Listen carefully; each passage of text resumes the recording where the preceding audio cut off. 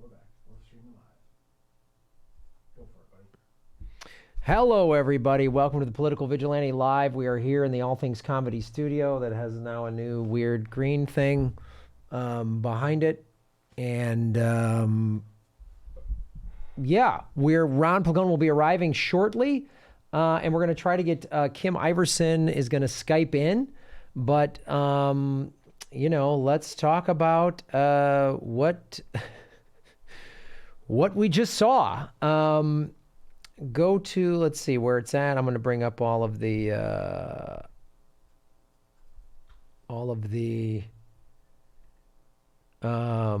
here we go. Let me get bring up everything. Here it is, live now. Post-traumatic rate with Ron Placone. No, that's not the one I want. Why is this so hard? Why is it always like hard to find? Like it's like a thing. Oh boy. So hello everybody, welcome. We just watched that. Yeah, we're going to talk about that in a second. So hello everybody, that's the wrong one. Why is this becoming a problem? I don't want to see. Why? Oh, why does YouTube make it so difficult? Could be user error. That's definitely a it's definitely an option. It's user error. Let's go. Here it is. All right, here we go. Okay, everybody. Let's see where we're at. 136 people watching. Please hit the like button. Haga Hill, Backyard Politics, Alien FX, Mark Stevens, Rhino Aloha from Maui, Rennie Chavez.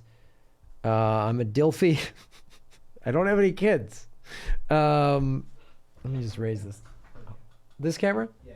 Your camera. That wasn't as painful as I was preparing myself for. Hello, George Allen. Awful Khan, what's up? Lex Cameron, Stole Cole Murphy, hi from Liverpool. Stacey Everett, Cars, Yards, and Painless. Bailed on this debate, too, as I did with all them. Shave your knuckles for Flat Earth, haha. You know you're the shit when I switch over from Rohan for you, bud. You are the man.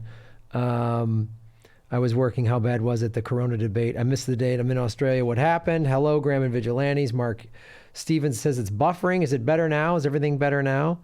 Hello from Scotland, from Melbourne. Hello from Moss Beach. Hello from Liverpool. Shave Biden's leg hair for justice. I'm just going to say it. Biden won. I hate it when he was more forceful, confident, and convincing. He lied his ass off, and it was clear CNN pandered to him. The old folks ate it up. Yeah, I mean, we're going to get in with Ron and Kim as soon as we can get Kim on the line here. You know, Bernie landed a couple of decent punches and stuff like that. But,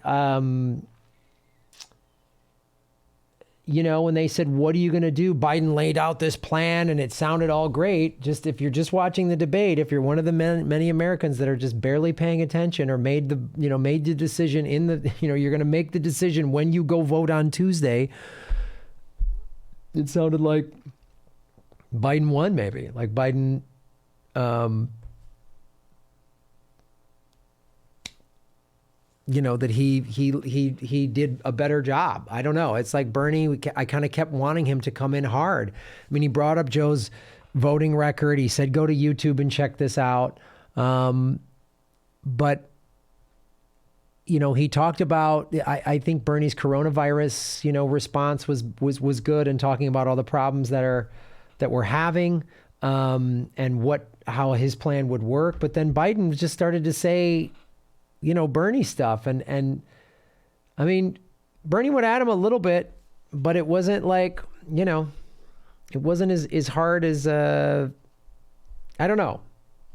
Steve Smith saying, are you serious? Bernie kicked ass. All right, we'll get into it, Steve. Biden kept talking about taking out loans. I wish Bernie would have been more like, no, Joe. I mean, he was a little bit, and there's things in there I liked, but I was really trying to look at it from the view of, I'm just regular American. I really haven't been following the primary that hard. Now it's down to 2. Oh my God, we're in the middle of a pandemic. There's quarantining. I need to I need to make a decision on who I'm voting for, and this is their first introduction. I'd love to know what the ratings for this thing were. There's 354 people watching. Please hit the like button. So I was trying to look at it from that point of view as the like Democratic primary voter in all these states coming up. I know Louisiana, I believe, moved their primary from this Tuesday to June because of the coronavirus stuff. But I was really trying to look at it like this was Bernie's opportunity to come out and tell America, I know you're scared of this pandemic and everything, but here's why you need Medicare for all. Here's why I, as the leader, would be better. And, you know, the thing that's really troubling to me is that I don't see Biden kept saying, I did this and I did that. When Bernie just can't go, wait a minute then.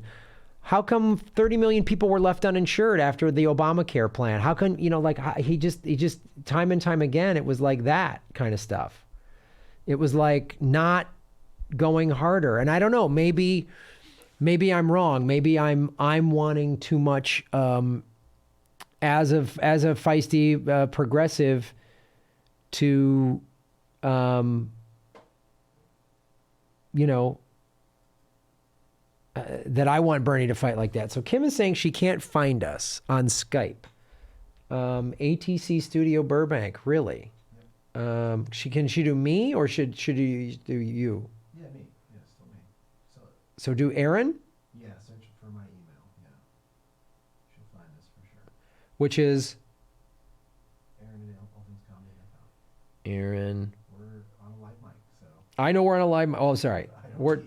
All right. So, all right. I'm going to send Kim Iverson. Sorry, dude. This email. So Kim can find it. I know we are on a live mic. Everybody hit the subscribe button. 417 people watching. Please hit the like button. Yeah, I mean, I literally was arguing with somebody on Instagram who started making fun of me for losing my home and saying it was my fault. And I was trying to explain to them. And they like were openly mocking me and insulting me. And finally, I was being just like, no, I was calling them. I go, you sound like a Republican. And they were making personal attacks. Oh, I paid my mortgage. Why can't you? All these personal attacks and personal attacks.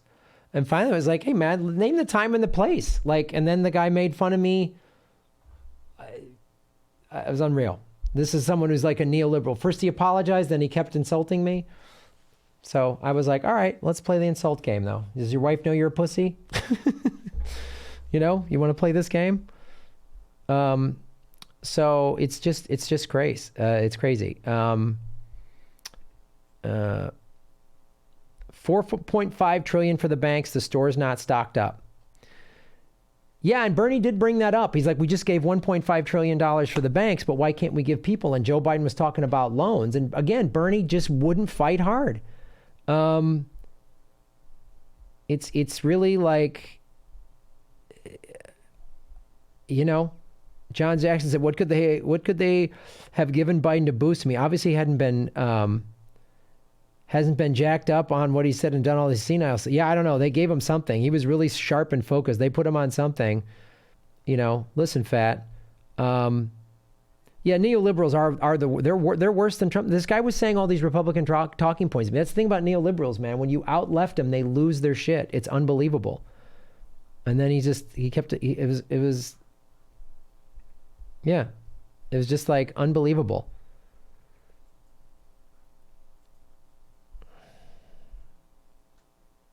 Is on fire right now. What are they doing?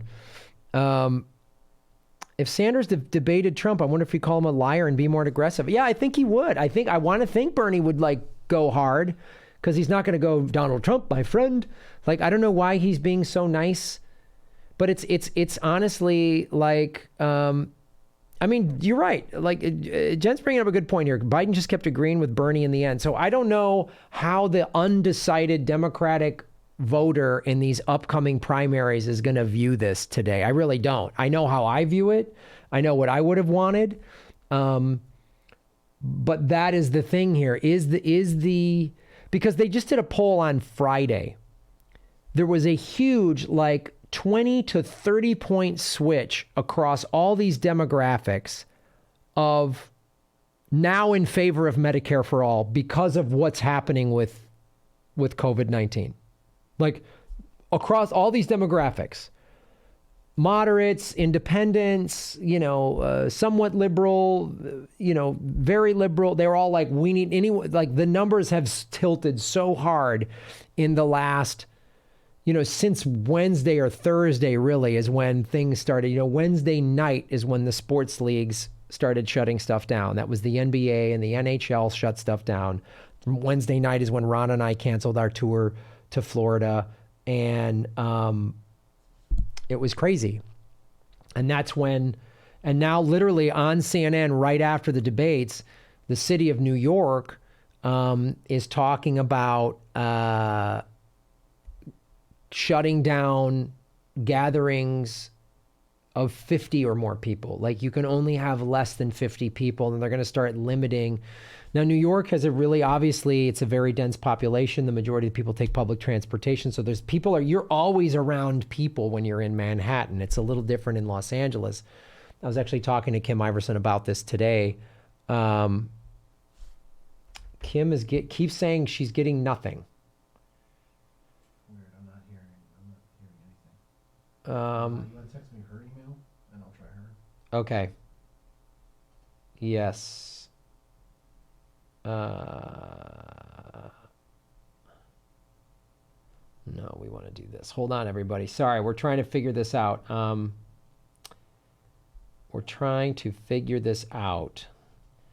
sending this to all right, so I just sent Aaron Kim's email. He's got it. 558 people watching. Please hit the like button.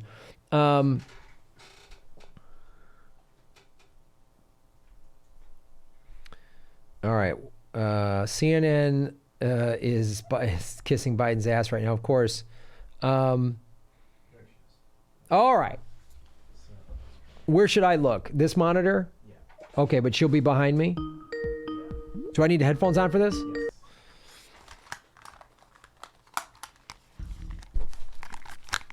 Hey. What's up, ladies and gentlemen? We are live with Kim Iverson, everybody. We're going to figure that out. We're good? Yeah, we're good. Okay. I think so. I'm just I can't really hear you guys. Really? You can't hear me? I'm trying to work on it. Hold on. Trying to figure it out. Oh, wait. Oh, I think I got You got it? I think so. I can hear you. There we go. Yeah. Hi. Hi, Kim. How are you doing? Trying not to be mad as hell. That's what I'm doing. So I'm doing. I'm looking through my chats, and some people were disappointed with what happened. Some people think Bernie really kicked ass. We're waiting on Ron Placone. So Kim, tell us. You watched that debate. You've been following this whole primary.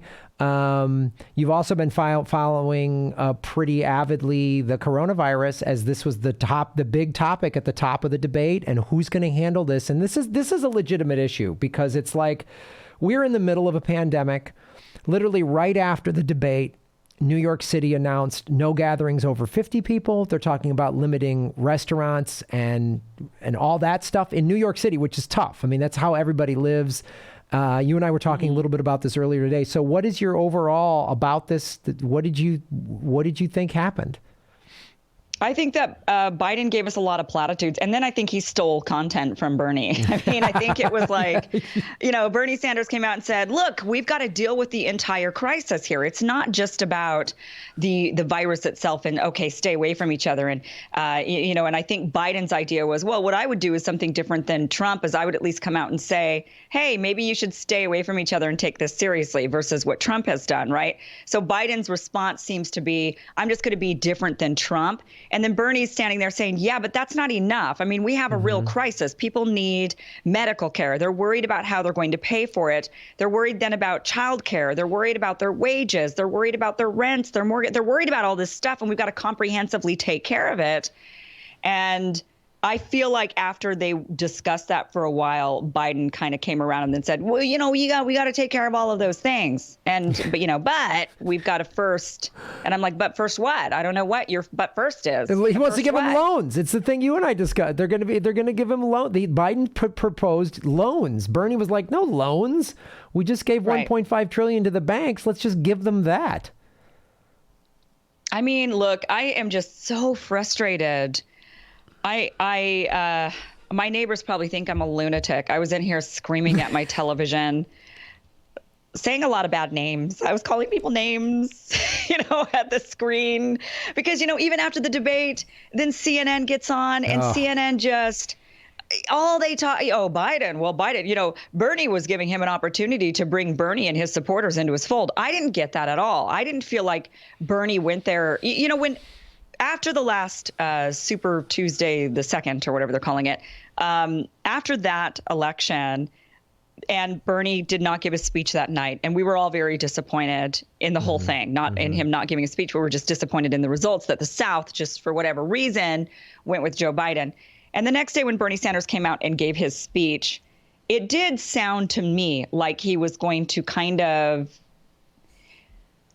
give up, but give Joe an opportunity to win his supporters over. He was saying, I'm going to ask Joe these questions, and we need to find out from Joe, how is he going to lead this country, because he's inevitably going to be the leader. That's what I got from the speech that Bernie gave. But you know what? I felt like he came up tonight. I think he showed up, and I think he showed up swinging. I feel like when I watched the debate, he was trying to win. And it wasn't just about, hey, Joe, how are you going to win over my supporters? I think he was saying, hey, Joe, we got some serious differences because you don't really have any ideas. And I do. And you're far behind and you've never caught up. So, but, then you turn on CNN and they're like, oh, well, Bernie gave Joe all these opportunities to bring in his people. And Joe, didn't he do such a great job? He didn't fumble his way through. So, wow, he's a real leader. I mean, those are their standards. Oh, God. The problem with Joe Biden is we've had no standards on Joe Biden at all. He's been a complete disappointment. And so any little achievement he makes, people are like, oh, look at that. Joe did so great. Joe's great. It's what the thing is like, and the question I asked before you came on is, so I was watching this. I was obviously I know what we want as lefty progressives. We want Bernie to come out swinging even harder than he did tonight. I want him to say, hey, what happened? You were with you and Obama had 8 years. You didn't do any of that.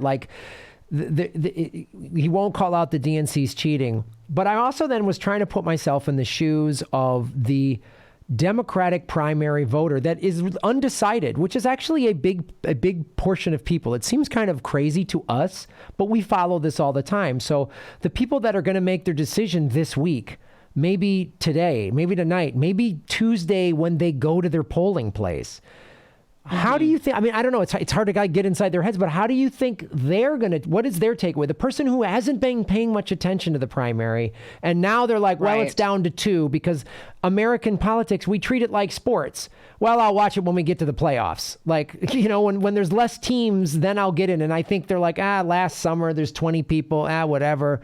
I'll tune in later. Now they're like, I should probably pay attention. Also, my kids and I are not going to school tomorrow. We're all on quarantine or whatever. We're all can't do anything. So I'd like to know what this massive TV audience was. How do you think they're going to interpret this? I think they're still going to vote for Biden. I think that the average person, and I have many of them, I have many of these types in my life who don't pay attention to politics really at all. They do to a degree. They care. They really hate Donald Trump.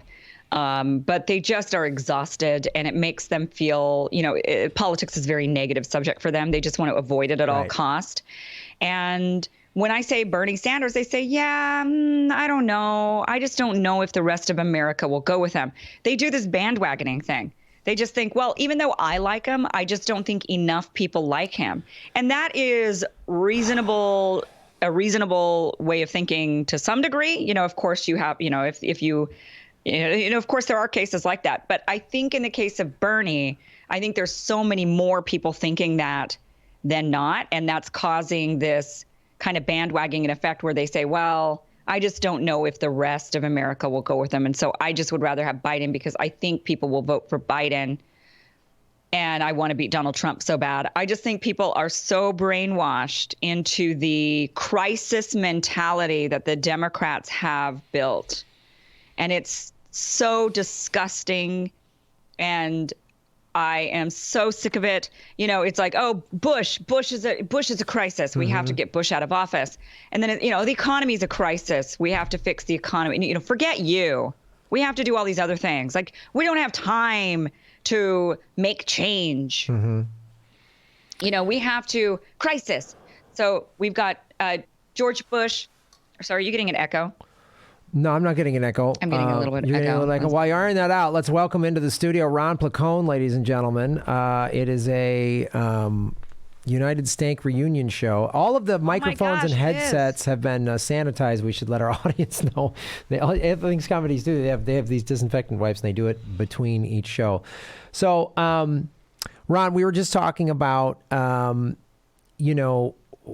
what I was trying to put myself in the shoes, and I was asking Kim of like the undecided Democratic primary voter, right? And we know there's many of them. Because that was the target tonight, right? That was the target. All those people who are like, "What do we do?" And this is a thing that many of those people, and Kim was just talking about this, are like, "Well, I like Bernie, but Joe's getting the momentum." They just started paying attention, which is obviously we know the Democratic Party saw the writing on the wall that Bernie was like running away with this, and so they had to manufacture this Joe-mentum. By 750 polls getting close. Joe-mentum, that's a good one. Yeah. With this, right. So they and Bernie wouldn't bring this up tonight, which is not a little. It's very disappointing that he wouldn't say 750 polls were closed in Texas. He won't bring up any of the voter suppression. He did bring up the fact that, he has the actual momentum, but he didn't call out the Joe-mentum for being the fake thing that it is. Right. Which is something that, he definitely really needed to do. So there's 899 people watching. Please smash the like button and share this stream out there. So that's the thing. Like, I thought there was a huge opportunity, and I don't know, maybe Bernie capitalized on it, because I'm trying to weigh this. Like, we want Bernie to like come in hard and swing hard like Trump did in the Republican primary 4 years ago, right? Trump just no nonsense said stuff, and he blew up that party, and we keep wanting Bernie to do that. He's not going to do that. And it's like, we talked about it on the Jimmy Dore show, that Chris Hedges article, that column where he said Bernie's not the guy for this movement. We need someone that's really willing to fight the establishment. And I thought there was an opportunity, and Bernie kind of made it in the beginning. There is an opportunity because we are now on lockdown. We are less than 2 weeks away from a domestic travel ban and from 100% quarantine, like nobody go outside. I think we're less than 2 weeks away from that. Because New York City just announced immediately following the debate, no gatherings over 50 people. They're limiting, going to restaurants and bars, and now they're having we've all, like Kim and I were talking about this earlier today on the phone about where the exponential, and is it? And we talked about this on the Jimmy Dore show Friday based on that report. Like, we might be, and that report said we're 2 weeks away from the big exponential growth that happened in Italy. Well, unless of course what we're doing works. Okay. I mean, if this is effective, I mean, right now, all the actions we're taking is we're trying to prevent to get from that point. Right. Now, we could already be there and not know it because of all the lack of testing that we have available. Right. So, that's true. I mean, there's so much up in the air right now. And I mean, we are in the middle of this crazy pandemic. As far as the debate goes, there were some moments I liked a lot. There were some moments I disliked a lot. I mean, there were a few moments where I was just like, that was good. There were a few moments where I was like, ugh. I mean, overall, I came off wanting a lot more. What were the good moments? So the good moments, to start with the positive, first thing that comes to mind, just because it's the freshest in my head, I thought his closing statement was excellent. I thought he gave an excellent closing statement, and he sounded like the person who needs to be president. because he is the person who needs to be president. I thought his closing statement was very good. And then Joe Biden made his closing statement where he babbled about sign language. I thought that the moment about Social Security was really good. When he cornered Joe Biden on Social Security, he kept cornering him. The moderators tried to get him, make him let it go. He wouldn't let it go. And then he finally was just like, all right, folks, just go on YouTube. Just go on YouTube and watch this. That was very effective because he's basically saying, hey, Joe Biden's lying here. Yeah, and you'll see his lie. You'll see his lie in real time. You will see Joe Biden flat out lie if you go see this on YouTube. Also, it probably got in Joe Biden's head for a few minutes after because he was probably wondering, what's YouTube? So I thought that was a good moment. All right, so Kim, what were your good moments that you saw? And we'll get into the ones you wanted more or thought were bad moments. What were the moments you thought Bernie really, really did well? Well, I mean, he's certainly more, clear and more concise than Joe Biden. And Joe didn't have any real big gaffes, but Bernie standing next to Joe just seems so much younger and more vibrant, even though is Bernie like a 1 year older than Joe? Is that how it is? But, I don't know if there was really any standout moment. I mean, I feel like I've heard Bernie's message so much. His message is always so clear. It's always concise. To me, honestly, I don't know. Maybe I'm just like a real negative Nancy, but more negative stuff stood out to me than positive stuff. And, I'm still just reeling over it. I'm just reeling over CNN's commentary directly after the debate, how absolutely biased they are. They are gaslighting America. This is why we can't have nice things, because they just sit there and they say, oh, Joe Biden, he's so great. Isn't he so great? He's so presidential. I mean, it's just, they didn't even want to call out the fact that Bernie, caught him on some lies. They don't even want to fact check Joe Biden. No, they're just wiping their hands clean. They were protecting him. The thing that really got me was right before we came on here. They were talking on CNN about basically ending the primary. I mean, they were saying, well, the virus is like affecting everybody. And so why wouldn't it affect the primaries? Like, can we really go forward with the primaries? I mean, people are going to be next to each other. And, that's not really social distancing. I mean, can we really go forward with this? I mean, I was worried about it. They're trying to take the little semblance of democracy that they've given us. Which is, they want to take that away. It's the thing is like, I was worried about this when the virus first popped up, is they're like, if it looks like Bernie might win, or it might be a brokered convention and there's going to be protesters and delegates are going to walk, they're going to say, oh, there's an outbreak in Milwaukee. But now they might, is this becoming a serious pandemic? Yes, it is. Yes, it is. But they are also going to use it in whatever way they can to help screw Bernie and to prop up Biden. That's the thing that's so bothering. And some people in the chat were like, oh, Graham, you guys were more complimentary of Bernie in past debates, and now lately you've been too hard on him. Well, I'll tell you why I'm being too hard on him now is because in past debates, there's six or seven people on stage, and he'd get a couple of good moments in, and then there's all these other. We just watch these other people fight with each other. Now he's one-on-one here. Like, he has to go in hard, and we're all keep kind of waiting. Like, Bernie, the moments where he cornered Joe and was like, look, go to YouTube. You're like, that was great. That was good. That's the Bernie we want. I wrote the damn bill. That's the guy we want, right? There was some moments though when they said, how will you specifically with your Green New Deal, how will you do this? And Bernie just gave his overall talking points to his Green New Deal, which is good. Now, maybe we've all heard it so many times. I don't know. Biden said, I'm going to do this and this and this and this and this. So it was like, you're letting Biden sound like, oh, he's the VP. He used to be the VP. He's presidential. He knows, he knows how to get stuff done. And Bernie's just talking in these crazy outside concepts. And that's how I kind of took away from some of those moments, especially. And then, he's saying we can't let the fossil fuel companies. And I'm glad Bernie really set himself apart with fracking. I'm glad Bernie said, that no, was a good moment. And Biden said, no new fracking. Yeah. Well, it was so funny, the moment where Joe Biden was like saying, we need results now. And he was then promoting incrementalism. Right. We need instant results, so we got to do it. That would be like coaching a track team and being like, the way you get to the finish line fastest is if you crawl. Ready, Yeah, set, go. Like, what are you talking In about? sandals. Like, where's sandals and a sarong? And then we'll... Don't run yet. Don't get crazy here. Well, I don't know. What do you... I mean, they've pushed the Louisiana primary to June. We've got, 4 states Tuesday? I believe so. Well, unless they cancel it, because that's what they're talking about now. They're going to take away democracy. They're going to say, you know what? Joe Biden wins, guys. Come on. Let's just call it. That's what they're trying to get us to do. They'd have to postpone it. They couldn't just end. I mean, they'll try.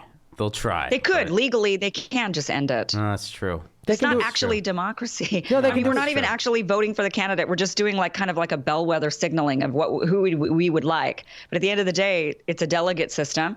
They don't even have to, it's and they don't even have to listen to the delegates. It's a corporation running the country. They're going to go back and this have whole country's a corporation. It is. They're going to go back and have a goddamn papal conclave and just release smoke. And somewhere in there, Joe Biden's, his health is going to be bad, and Hillary Clinton's going to pop up and go, I guess the people want me. And she's going to I'm telling you, man, I really like. I actually just watched 2 popes recently. I thought it was incredibly boring. I don't know what you thought, Graham. I thought it was very boring.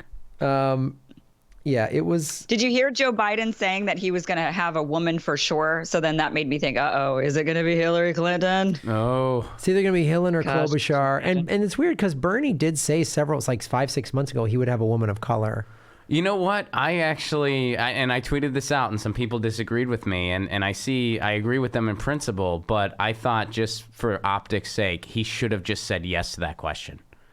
When they cornered him on that, he should have just said yes, because I mean, look, CNN was trying to get a soundbite gotcha moment on him, and he should have just said yes, because I mean, first of all, I think his VP pick is going to be a young woman of color, as it should be. I mean, there's so many great candidates out there for that. So yeah, just say yes. Just don't give them that soundbitey moment that they're looking for. And by the way, at the post-debate analysis at CNN, that's the first thing Anderson Cooper mentioned. He mentioned, Biden said he was for sure going to pick a woman VP. Bernie, not so much. They got the soundbite they wanted. I don't think Bernie, he should have just said yes, and it's going to be a qualified progressive woman. Moving on. Yes. That's all. And I've been saying this for months. And I've been saying, exactly. That's what he should have said. He has been saying it a bunch, and they're like, well, he didn't give in to identity. And I'm like, look, Bernie's not trying to win me. He's not trying to win Graham. He's not trying to win Kim. He's trying to win the undecided voter. And what do undecided voters respond to? They respond to strength and conviction. That's the thing. That's what I'm really was worried about. Like, again, if he didn't fight as hard as we wanted him to, I'm okay to let that go, because we want to say the Democratic Party. We want to, we want to put Donna Brazile in jail and all. That's what we want to do. And Debbie Wasserman Schultz, we would like that. But the undecided Democratic primary voter, they needed to hear, and they kind of got it at times from Bernie, but they really needed to hear, you're home, you're scared, your kids aren't going to school tomorrow because of coronavirus, you've lost work because of coronavirus, you don't know if you've got health care because of coronavirus. I'm your guy. I'm the guy. The guy in the White House doesn't know what he's doing. Biden's not the guy. I'm your guy. That's how tonight needed to go. It had moments of that. But it really needed... Graham for president. Damn right, Graham baby. for president. I will run. I know what... I was screaming at the TV. I was standing up in my apartment this is what I would say on the debate stage right now. This is how I would respond, because I know what the American people want to hear. And I wouldn't tell them what they want to hear. I'd tell them what I would do. I would say, first of all, I wouldn't get rid of the pandemic... pandemic committee or whatever it's called that Trump got rid of in 2018. Like he got rid of those people. The CDC wouldn't be a public appointee. It would be an actual expert on this. We would have this in place. If I'm president, here's how we'll deal with this pandemic, and here's how we'll be prepared for the next one. and it'll tie into my Green New Deal and my Medicare for All. That's what I would do. Everything I would do, I would tie in my whole platform, not this single issue nonsense. I would tie it all in like that. Oh, and by the way, all the billionaire pedophiles are going to go to jail. That would be my other thing that I would throw in there. So I just don't. They're going to be put in a jail cell with the coronavirus. With the coronavirus. We're going to capture the virus. And we're going to see how strong you are. It's going to be in that cell. That's how we're going to contain it. Yeah, and you won't have a paper T-shirt to get an easy out. You know what I mean? You won't be able to hang yourself with a paper T-shirt like Epstein did. So, Kim, let me ask you this. Because I was hoping Bernie was going to name his VP. I think he needs to do it. He's running out of time. Who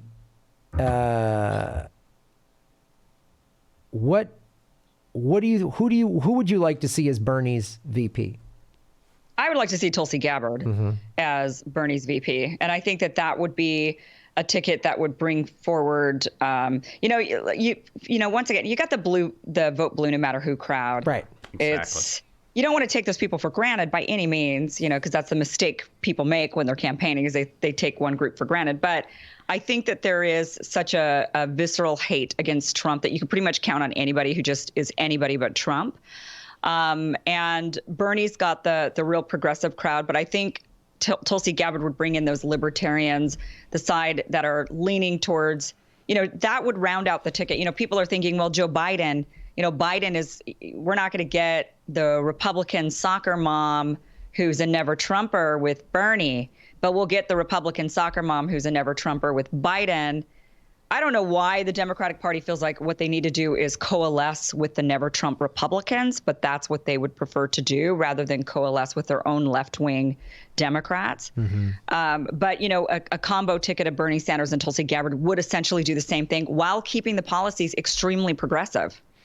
Yeah, absolutely. I mean, we've talked about this before. Like it would bring in, like we said, you're going to get the any blue will do's no matter what. And you're going to bring in the center right libertarian people, the people that maybe voted for Trump the first time as the lesser of two evils because they didn't like the Clintons and they're not really happy with Trump. Like the diehard MAGA till they die, that's not that big of a group, actually. 85% of the people that voted in 2016 for Trump or Clinton, 85% of the total electorate did it as the lesser of two evils. So that means 85% of the people that cast a vote were not like, yes, this person, I believe in them. They just went, oh God, I get, just hold my nose and vote for Hillary or hold my nose and vote for Trump. Well, and something else that Bernie and Tulsi are both successful at is they get people off the couch who weren't going to vote anyway. Or who weren't going to vote otherwise. And you need that to beat Trump. And that's something Tulsi brings to the table. A lot of independents. And that ticket, too, would invigorate those people who like, I don't vote because I'm not represented. These parties don't care about me. But you know what? These two people outside the system, she called Hillary a warmonger. She's called out the DNC. He's been fighting for, from the outside for his whole career. All right. She would balance the like, is he too much of a communist or whatever? Like she would balance that. Her foreign policy is great. She wouldn't, that ticket just wouldn't win over that never Trump soccer mom. But who cares? They can go work on their own party, Yeah. They can go work on getting rid of Donald Trump from the inside of the Republican Party. Tulsi would bring in more of those libertarians that, it's just a different demographic, but it's still a demographic pulling from Trump. Yeah. Well, I want to say this, 1,317 people, new record for Political Vigilante live stream, everybody. Thank you so much for watching the show. Smash the like button. Kim, we're going to talk for a while. Can you hang out or do you got to get going? Yeah. No, I'm cool. All I'm right. just sitting over here fuming. All right, let me read let me read a couple of super chats, and then we'll get into some more questions. Space Yak 99. The other Biden should have debated tonight. Yeah, I was hoping for some more, hey fat moments from Joe Biden. He kind of held it together some tonight, which was disappointing to see. They put him on some meds that kept him sharp. Yeah. That's exactly what they did because that guy. Oh, come on. I'm telling you, that's not the guy you see on the campaign trail. He had his Ovaltine tonight. Yeah, something. He had his prune juice. The guy in the campaign trail, all those things he says where he forgets everything and swears at people and I don't know. This is a different He story. did his push-ups. Maybe these guys were well rested because they guess. didn't have to do all these campaign events this past week because Yeah. of COVID-19. So they canceled everything. So these guys got to rest more because they're I mean, Bernie does like 3 a day, man. Yeah. He's a monster. On Yeah, that. and Biden does a ton too because he draws all those big crowds that we see all the time. Yeah, And he now does. his are 7 'Cause minutes long. The movement's all about him. Like he has a big movement behind him. Oh, they manufactured That was this. a disappointing moment too. Bernie, it's like he started to nudge that way a little bit, but instead of just saying, "I have a movement behind me," somebody without a movement behind them ain't gonna beat Trump. I have one. That guy doesn't. Yeah. Make up your mind, America. Instead of doing that, he's like, I don't know if I'm confident that Joe Biden. It's like, okay, you're doing better than Joe Biden could beat Trump. You're better than that, which you did that before, which was a big mistake. You're better than that, but He didn't call him it's his not friend. enough. He didn't say Joe Biden's my friend. I'm glad he didn't say Joe Biden's that my tonight. friend, and he at least hinted doubt that Joe Biden could beat. But it's like, no, dude, you got to be like, I got the movement, he doesn't. I'm beating Trump, he isn't. End of story. He did say that Joe has a good or his heart's in the right place. Yes, I remember that moment too. And Yeah. this is the one thing, again, I've said this, and it's still evident tonight. Again, I obviously wanted Bernie to fight more, but I do get that the undecided Democratic primary voter, which is who this debate is for, as we've said, they don't want to see a lot of bickering and fighting. They just don't. They're different than it's not 4 years ago. Because the Democratic primary voter, we always say, Trump did all of these things in the primary, blew everything up, said all this crazy shit, got people excited, which he did. But the Democratic primary voter is so done with the fighting and the screaming and the crazy. So if they saw too much of that, it would have turned them off, actually. That's a valid point, but while that's true, they also respond to conviction. Yes. And Yes. very, very thorough, like, yes, this is the way it is. So it's not bickering and fighting to be like, I got the movement, this guy does not. Yep. Without a movement, you can't beat Trump. I have it, he doesn't. That's not fighting, that's not bickering, that's Yeah. not even a low blow, that's a fact, but it's said with assertion and conviction, and that's what we need a little more of. Need a little more of. All right, we're at 1,422 people. We keep breaking records here tonight. Mo Money, what's up, Mo Money? Shave your knuckles for justice. This debate was set up so Joe can appear more lefty, so Bernie can endorse him after Tuesday. Number 3, sounds familiar? Bernie repeats 2016. Yeah, I know. I mean, I talked to a lot of people online, and we've had these conversations.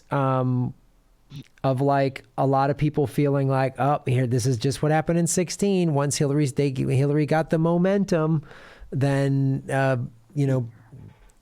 Bernie's saying, Bernie's like setting us all up for his endorsement of Joe Biden. He said it tonight, as he said, he said it the whole time. Well, they all made the pledge. They all made the they all pledge. made the pledge. So we all know that. It was Like, nice to that's actually just- hear Bernie say, I would back Bernie if he won, but I also feel like that was a tactic to say, hey, Bernie or bust people, you got to play ball with us. Oh, of course it was. Of course it was, which I'm not going to do.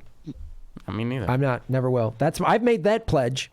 No, I already made I'm voting for Bernie. Well, I already voted for Bernie once. I'm going to vote for him a second time. I'm writing him in. Yeah. Kim, What if Biden? I mean, I know he kind of said today, no, I'm going to pick a woman. But what if he put Bernie as his VP? I feel like that would have been the only play where he could have earned my vote. Well, unless he puts, like Tulsi on, which we know that that's not going to happen with Biden. Yeah. But he's going to pick Warren, I think, and go, see progressives? And then she's a fake progressive. She's not a real progressive. Right. Well, And so- I've said this before. I would, if he picks Bernie as his VP, which of course is not going to happen, but if he picked Bernie as his VP, I would vote for it only and only if they have the same agreement that Dick Cheney and George Bush had with the relationship of president and vice president. There's a written agreement that as a VP or as a president, Biden does absolutely nothing and Bernie does everything behind the scenes like Cheney did during the Bush years. I will vote for that. Yeah, I'd Yeah. go for that too. And I know that wouldn't be a very popular ticket. People would say on the offset, they would say, okay, that's not a popular, two old guys, like Right. two old white guys. But I do think if Joe wants Bernie's voters, that is the only way he can get Bernie voters. He has to put Bernie on the ticket. Yeah. Yeah, it's not going to happen. I mean, because they knew that in 2016. I mean, Hillary Clinton would be president right now If she would have she picked said Bernie was her Sanders. VP, I would have voted. I would have said, okay, I would have too, and yeah, but she Right. didn't even consider it that. It was like, are you going to get But I progressives think in they olive had a branch? very different relationship than Joe Biden and Bernie Sanders. Joe and Bernie are actually friends. So but, they you know, say so often. Yeah, they keep saying it. But I don't think Bernie and Hillary were friends. No, not at all. No. How can you be friends with the Nobody liked him. Nobody wanted to work with them. Why would you want to be friend with somebody that murders people? Yeah. Space 99 Yak, shave your knuckles for justice. Today, hardest Biden has been hit entire campaign. Really? That's interesting, Space 99 Yak. What do you two say to that? Do you think this is the hardest Biden's been hit? Oh, I think Kamala got him pretty good. Yeah, that Kamala moment with that was a big moment, and I don't know if I would say it's the hardest. I mean, there were some moments. There were definitely some moments in that debate where I was like cheering at the TV, where I was like, keep going, keep going. And you know what? I will say this too. We're talking about, the media bias. During that Social Security moment, CNN literally bailed him out. Because their very next question, which there's no way this wasn't by design. There's no way that just coincidentally was the next question. Their next question was a gotcha question about Social Security directed at Bernie, where he said, we need to make some alterations to make sure everything's fine, which is something everybody in politics has said at one point or another. Like, we have to make these changes to make sure Social Security is on path. That's not a call to cut Social Security. It's quite the opposite. Anybody with the comprehension skills of a 6-year-old would understand that. CNN threw that gotcha question out there anyway to bail Joe Biden out. Bernie deflected it perfectly. He's like, no, I'm just saying at times we have to just like check in and just make sure everything's on path to take care of everybody. That's all. That's not a call for a cut. It's the opposite. It's a call to increase things. So, but still, that was like they threw a life raft to Joe Biden. Yeah, they did. OG Politics, shave your knuckles for justice. Hunter slipped his father some coke. I can't disprove it. I can't disprove it at all. No. Chris Walker. What's that malarkey? I don't know. Seriously, just try it this once. It's good. It'll Dad. help. It'll make you sound normal. No, That's not what it does to most people, but for you. I stockpile when I was getting 50 grand a month. So we're at 1,500 viewers right now. This is awesome. We keep breaking records. Chris Walker, thanks for the last. Keep up the good fight. You got it, Chris. I will. Backyard Politics. What's up, Backyard Politics? She's got a new YouTube show. Check it out. $2 because you're more important than toilet paper. Oh, thank you. Oh. That's all I've ever wanted. I just Testimonial like that. I wanted to be more important than toilet paper. Bidets for all. Yes. That means a lot right now. I know. Really does. I mean, people are like going nuts for that toilet paper. So it means a lot. It's a really good compliment. Oh, John Chow. What's up, John? Thank you for making Gotham great again. Love you, G, from New York City. Bernie half attacked, half the debate. Perfect. The rest canceled it out, though. It's over. No good choice in November. Ron Paul 20. I don't know about that. There we go.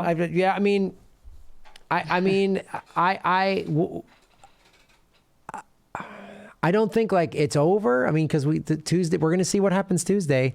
Yeah, I mean, right now it's like to quote the great late poet Tom Petty, the waiting is the hardest part. I mean, it's like I felt like there were some good moments in tonight's debate. I felt like there were some very disappointing moments too. And right now we just have to wait and see where the cards land. But I mean, I think we know. I just think we know. I just think they've rigged it. They're robbing us. They're sitting there saying they're going to get rid of the primary now. I mean, I just don't know how Bernie could go along with this, and I don't know how the rest of us can either. So what do we do, Kim? Let me ask you this question now, since it's like we've seen there's been a lot of evidence of exit poll numbers, double-digit swings between exit poll numbers of showing Bernie huge double-digit leads in exit polls, and then Biden winning these precincts. We've seen this, like there's a bunch of states that were supposed to be Bernie's that somehow weren't, and there's states that don't have paper ballots, and they have touchscreen and all this other stuff, or they had polls closed, or there's 7-hour waits and everything hasn't been counted. There's been all these just more, in some ways, more obvious shenanigans than 2016. So what do we do? Like if Tuesday happened, like what do we as progressives do? Because it's again, it's not just about Bernie. We've talked about this. I'm not voting. I'm not just like a Bernie diehard. I'm a progressive. It's these policies, and I've seen no other politician other than Tulsi actually have any of these platforms. Joe Biden, his whole career, he's been a Republican. Like it's mystifying to me that the Any Blue Will Do crowd just. They're so in love with the 8 Obama years, they refuse to acknowledge it. I argue with them online, and they mock me for, oh, you didn't pay your mortgage, that's why. And I'm like, you sound like a Republican. I literally said I spelled out how the bank stole my home. Like, and you sound like I should have pulled myself up on my bootstraps? Is this like... Had the stimulus money worked the way it was supposed to, would I be a welfare mom? I mean, literally, these are college-educated neoliberals are the worst people. They're worse than the red state Trumpers. I have a little bit of compassion for the red state Trumpers because many of them, small town, didn't have a great education, whatever. Like they lived in a very closed community, but the college-educated neoliberal is unbelievable. And when you out-left them, they fucking lose their minds. So what do we do here? Because they should know better, right? Yeah, they're the ones who should know better. I mean, the people in like kind of the small town, and I'm from Boise, Idaho, and they're all a lot of Trump supporters there, and a lot of that is just not, people have a tendency to like things the way they've always been, and they just don't think things really change, and they haven't quite caught up to the realities. But yeah, like the latte sipping liberal is supposed to know better because they claim to, and then they don't. Right. So what do we do though? So if, maybe Bernie wins a bunch of states on Tuesday and it's still a live competition, and who knows, or I don't know. I don't know. Maybe everybody watched tonight, scared of coronavirus. There's going to be some announcement tomorrow. Everything gets shut down and people are going to just say, fuck this, I'm voting for Bernie. We need Medicare for all. I don't know. I want that to happen. I really want that to happen. But like this woman, Jackie Salas, wrote the speech Bernie should give. And I read it on my live stream and posted the video. Nomiki Konst dropped that video saying, Bernie, this is what you need to do. Everyone the last couple of days, especially since the corona, ramping up, everyone's like, Bernie, fight, do it, say it, fight it. I was watching my Twitter feed. People were like, fight harder, do more. And when he would land them, people would get excited. But what do we do, Kim? Let me start with you first, and then Ron. What do we do? What do you think? I think that at this point we wait and watch the Democratic Party rob us again, blatantly this time, using the coronavirus as the reason. They'll say, we can't, and Biden clearly has the lead. We're just going to go ahead and count just the absentee ballots. And if you haven't cast an absentee ballot, then there's always November. That's when you can really get out there and defeat Donald Trump, right? So I think we, do that. And then I think that after that, we have to be done. We have to be done with the Democratic Party. I'm done completely, and I'll give them a little tiny slice of a chance here, because you never know. People might be at home feeling the coronavirus, feeling the panic, and feeling like, no, now is the time for somebody like Bernie Sanders, and so they might not be easily gaslit by CNN this time around, or MSNBC or whatever. I don't even know what they're saying. But other than that, I think after this, we have to go to a third party. And I think the only way to do a third party is to wait, unfortunately, until 2024, when, if Trump loses, if Trump's in office again, and then in 2024, when the Republican Party tries to take, when the Republican establishment tries to take their party back, that is when a lot of populists on the right will also start rising up and saying, this is crap. We want the establishment to go. We just need the yellow vest movement to come to America. I don't understand how people don't understand that we're becoming a banana republic. This is the end, guys. This is the end. Like, this is it. Mm-hmm. And it's exit stage left for us as a country if we continue down this path.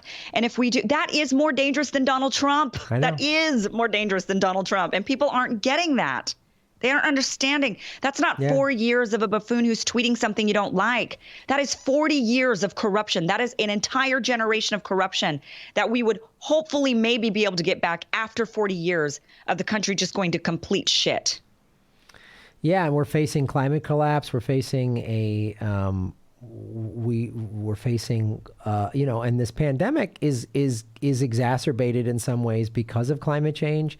I mean, the Syrian war was exacerbated because of climate change. I mean, like all of this stuff. So I don't know, like it's yeah, I don't know. I mean, it's like, and the thing is too, like it's hard to do yellow vest protests when everyone's quarantined and you can't have big groups gather. Yeah.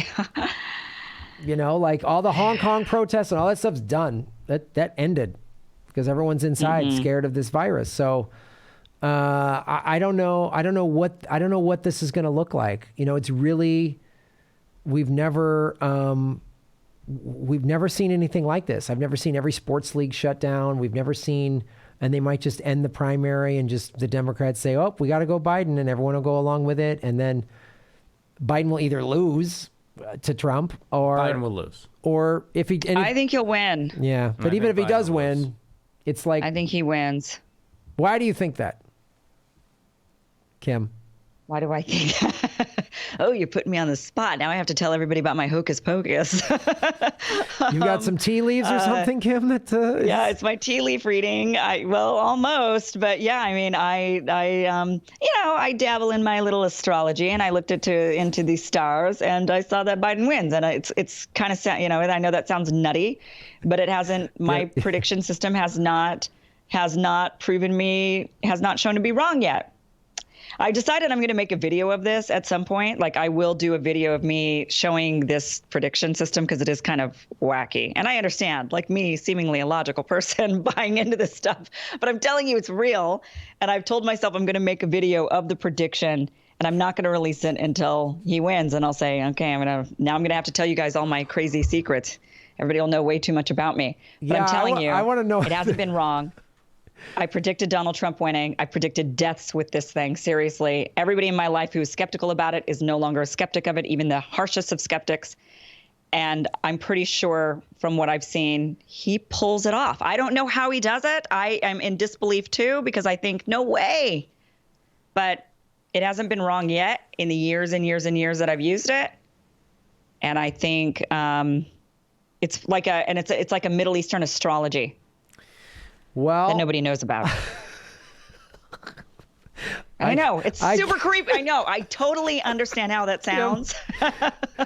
Kim, Everybody's got their thing, guys. Everybody's got their vice. Okay. This is mine. All okay. Right. Some people drink. Some people do drugs. Some people shop. I do astrology. Okay. Well, astrology aside, the only way that I can see Biden winning is if the deep state or the ruling class or whatever you want to call it goes, actually, Biden will be better for business.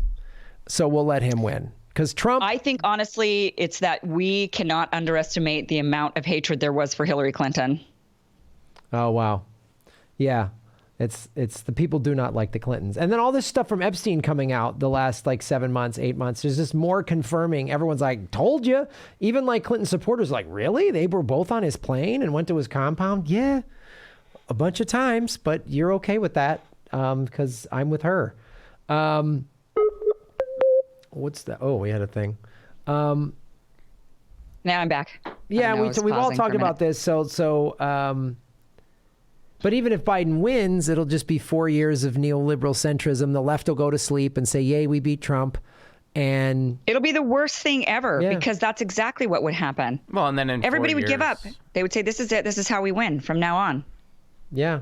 And then nothing and no real, he won't do any real change with climate. Like Bernie's, if we don't address climate change now, today, we're already behind, we're already late. It's over. And if Biden will raise gas mileage standards and get us into the Paris Accord and stop fracking, kind of. Oh, yeah. I mean, it was amazing. He just gave a plan that we should have started in the 90s. Yeah. And I mean, to Bernie's credit, he was just like, that's not enough, Joe.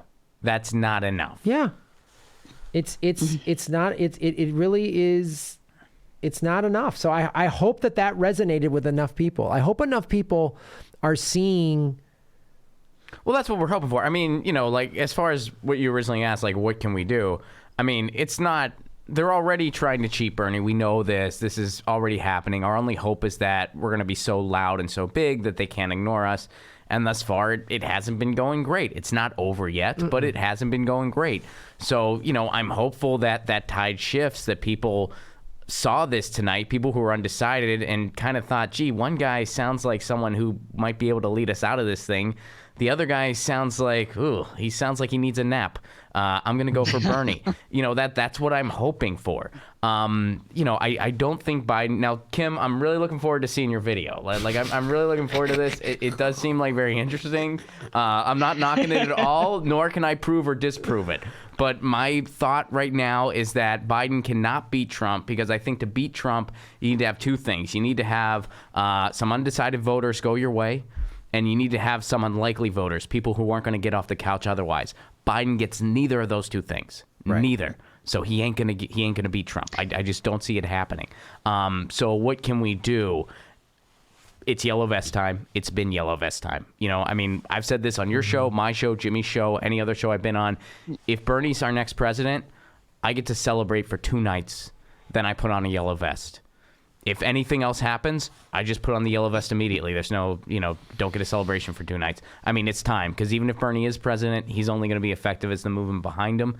And otherwise, we have to get out and protest in the streets, because a real movement is, it's only going to be effective that way. It's not going to happen just through electoral politics. No. We do need a new party. It's been time. We should have let the Democratic Party die in 2017. We tried. It didn't work, because nobody who has the political acumen to lead it is willing to lead it. So I don't know how the third party is going to happen. Everybody with the political acumen to say yes to it has said no to it. But it needs to happen somehow. So, yeah. and as far as more strategic, getting involved locally. If you're thinking of running for office, maybe don't do Congress, do city council, do mayor. Do something right in your community, because we can start turning our communities around, and that's true institutional change. No, there's a socialist on the Seattle school city council. There's people Shama Zuwan, and she's the reason that Fight for 15, or one of the reasons Fight for 15 grew as much as it did. Yeah, we need people like that. We need serious lefty progressives on your school board. I don't know if they should call themselves socialists, though. I think that was Bernie's mistake right now in this day and age. I think if he just would have said, no, I'm not a socialist, and not labeled him. So he doesn't need to say I'm a capitalist like Warren does. But if he just said I'm not a socialist and just continue to say his policies, I think he could have won over a lot more people. I just think people are really afraid. The whole Red Scare. People are really afraid. Older voters are, because they grew up with the decades of where they did this very effective propaganda of equating, Stalin-era totalitarian communism with socialism. But I'm hearing that even from younger voters, believe it or not. Well, even they're like, I don't know about socialism. I don't think that's going to work even though they are totally, when you sit there and ask them about all the policies that they want, it's completely socialist party policies from Canada or England that are, actually the socialist party. And people aren't understanding that there are parties in Europe and in Canada that are called that. And it's just completely normal everywhere else. I think healthcare. I've heard more people talk about it and openly admit they're socialist ever than I have in my life. So I think that tide is turning. Are there plenty of people who are still scared of it? Absolutely. But I think I've never heard people openly say it the way it's being said now. So I think you just need somebody you need more people more people are saying it. AOC has said it. More people are just saying, I'm a socialist. I'm for democratic socialism. And I think you just need, the messaging needs to get even better and be like FDR. None of these Democrats, none of them in this whole primary process have mentioned FDR once. This is what you should be doing. He's the single greatest victory, actually. Like the Democratic, and pointed out, you know, all these things you like, Social Security, that's FDR. You like Medicare, that's FDR. You like a 40-hour work week, that's a union came up with that. You like Saturdays and Sundays off. You like point all of the history of that. Americans' history goes back about 9 months at best. You know what I mean? Mm-hmm. Americans can't remember anything. You have to spell it out for them. And that's like what Bernie did an effective job at. He's mobilized a lot of people. And there's millions of people who jumped into politics in 2016 and even more this time because of this this guy. So someone and a group of people need to get together and make this happen and start this third party and go, this needs to happen, because it's like the environment is not going to care about your any blue will do. They're not going to give a shit about your MAGA hat or your I'm with her. They're not going to care about any of that. It's not going to care, because it's just going to end life on planet Earth. Well, it's really going to take a rainbow coalition, because it's like the reality of the situation is that even though there have been leaps and bounds from 2016 to now, more so than I've ever seen in my lifetime, we're still relatively small in numbers. Yeah. You know, I mean, we really are. So it's going to take all of us with some type of common goal. I don't know how to get all of that together, but I'm hoping that some people do. And it's not going to be one person. It's going to be a group of people. Yeah, it is. It has to be people with big enough voices, people that, and even then it's really, really tricky. You know, it's tricky to pull off, because if all you do is divide the party you're in, then, you know, after a couple of losses, people start to fold back into the flock. It will require pulling people out of the Republican side too. It will require pulling those populists out. That's the only way to form that third party, unless we form four parties and the Republican Party splits as well. And then there's that system. But, you know, I think we could create like a new bull moose. I wish that Bernie would also bring up Teddy Roosevelt, not just FDR. Mm-hmm. But, you know, Teddy Roosevelt was a Republican who, you know, this is like a way to appeal to Republicans and to say, well, he was he's like as Republican as like Lincoln was Republican, but whatever, you know, still had the label, and say, you know, he was a Republican who believed that the corporations had run off with too much, and that he wanted to bring the government back to the common man, to the common man, to give democracy back into the hands of the people. And he was for conservation policies, and his foreign policy wasn't so great. He was a bit of a warmonger, but, you know, we could call it the new bull moose, and bring together those Republicans and say this is built off of the Roosevelts, Teddy and FDR. Yeah. And it's a coalition between Republicans and Democrats. Because that's the thing too, like that term, I'm a conservative. That means by what you're calling yourself as someone that wants to conserve.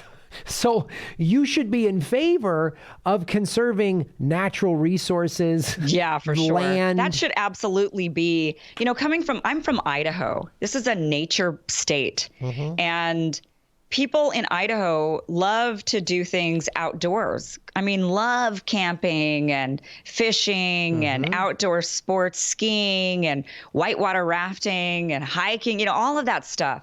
And so it doesn't, and that's typical of people in more of the non-urban centers of the country. Mm-hmm. You know, typically urban people like to go out and do things like go to clubs and movies and things like that. And then people that are living in the more rural parts of the country like to go and do more outdoorsy things.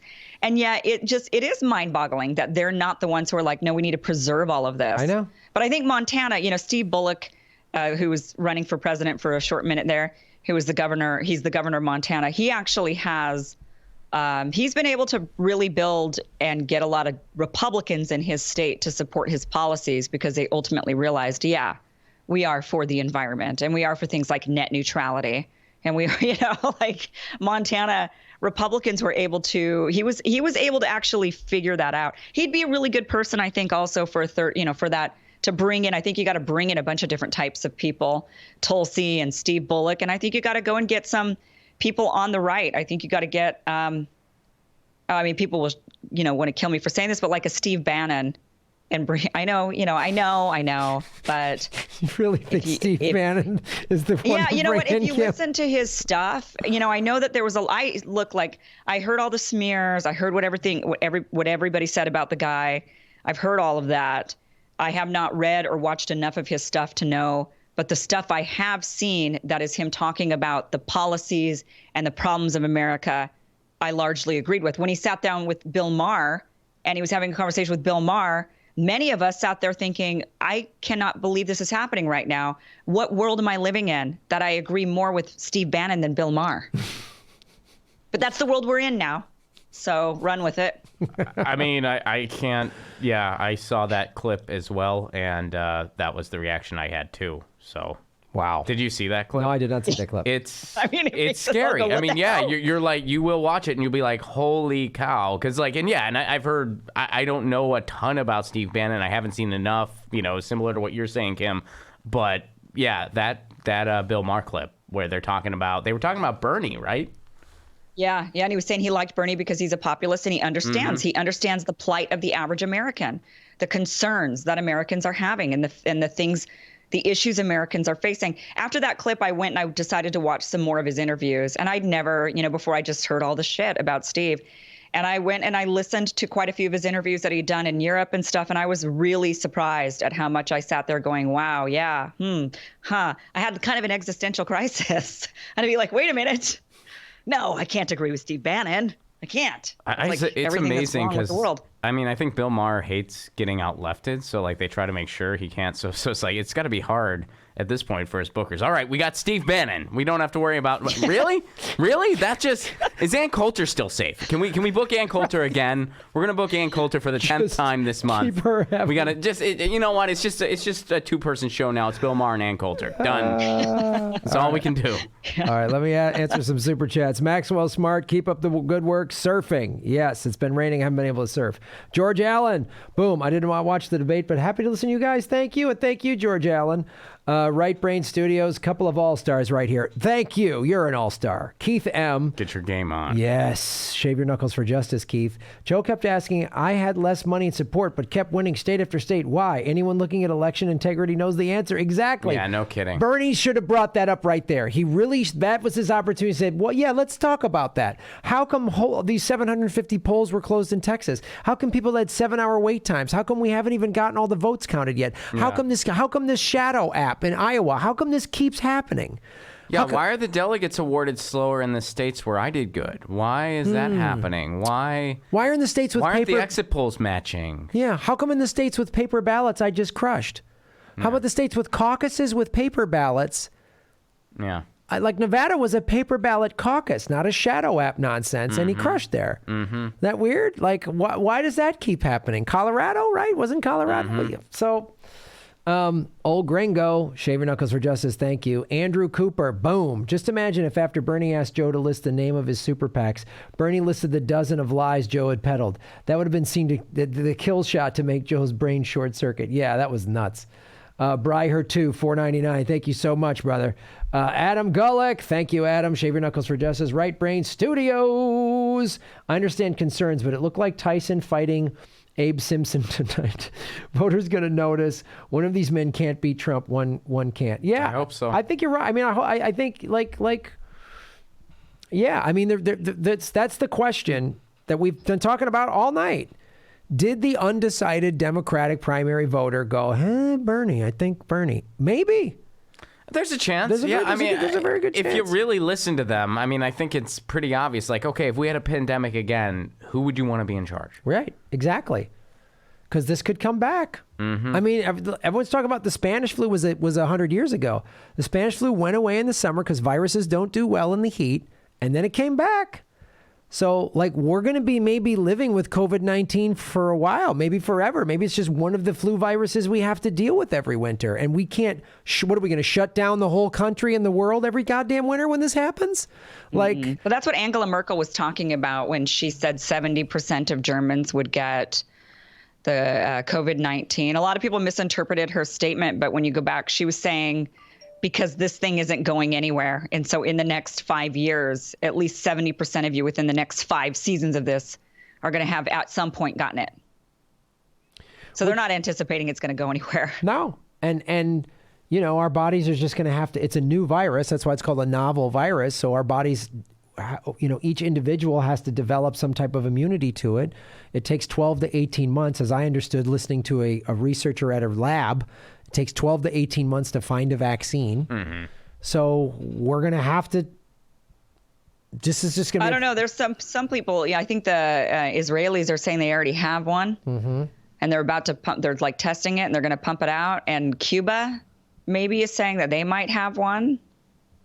And there's like a German lab that's working on one. And there was an American corporation that was trying to move the German lab to America so that a U.S. corporation can make a bunch of money off of it, and the Germans are stopping it, saying no, we're not going to do that. You don't Bring get it to here go so and we can take patent it. a vaccine. We're gonna help. We swear. We really help. Everybody's frantically working on a vaccine, all right. so Well, if who it's knows? a couple months, It's a race. yeah, whoever gets it, great. And let's just hope it goes with some of the country that's not going to gouge us, or let. Yeah, let's hope it's not us Yeah. that finds the No, vaccine. it's true, because if they're going to want to, like, Trump just, I mean, his speech was like, just let the pharmaceutical, they'll figure it out, them and Google, and they're going to charge us $1,000 for this thing. I mean, like, that's what they'll do. I mean, and Joe Biden will let it if he's president, because he gets money from the pharmaceutical companies. Mm-hmm. I mean, Bernie brought that up tonight. It was a nice punch when he's like, let's talk about all the money that they pay you, Joe. Yeah. Like, that was good. So, Did you see the look on Joe's face? yeah, Oh, he got Looked over. so. Yeah, I mean, he got never so seen him move upset. so fast. yeah, it was kind of great. So, Mad S, let's not gloss over Graham does a decent Bernie impression. I just did it. I did an impression for the 1%. Bernie's an easy impression. You can do It's a one. fun one, We can yeah. all do one. I do one as well. Do one of Bernie. I could do one of Joe. Hold on, I forgot. Kim Iverson, ladies and gentlemen. Check out her show. The lead percussionist for United Stank, ladies and right. gentlemen, laying down some tracks. A Mares, don't forget we're all quarantined. We need hope. Don't worry, A Mares. We're giving you hope. There is I want to have hope. I want to be positive. You gotta have hope. We gotta. There's a lot of hope. 1,700 people Just watching. take a look out in Iowa, Mars. You look under that rock, you'll see hope. You'll see hope. Go to Cumming, Iowa. You'll see hope. A lot of hope. You know what's really sad? I'll tell you a lack of hope is that, you know, that we try this progressive movement thing like every 50 years. And it just, if you go back and read what Teddy Roosevelt had to say about the country, and here we are 100 years later, it's really depressing. I know, man. They've been crushing the left in so many ways for so long. I mean, in the 1920s, And that was the right back then. That was Teddy Roosevelt's right. He's a Republican. Yeah. I mean, they just crushed the if you don't want corporations running your life, if you don't want corporations running your country, if you don't want to live in a banana republic or an oligarchy, you get crushed. That's what they do. And they've been doing it for at least 100 years. no easy, man. You read Smedley Butler's book, War is a Racket. Yeah. He talks about in the late 1800s, he was hired to be muscle for corporations. I mean, that's what he said. I helped the Banana Boys and Standard Oil. That's what he said. And then when FDR... You know, that's why our military was created, too. You know, the Navy. Mm-hmm. That's the history of the Navy. The Navy was made to protect merchant ships, so businesses, to get through trade routes, which makes, you know, some sense to a degree, but we took it to a whole new level now. Well, what we're seeing, the coronavirus is showing, is unmasking how dangerous capitalism is.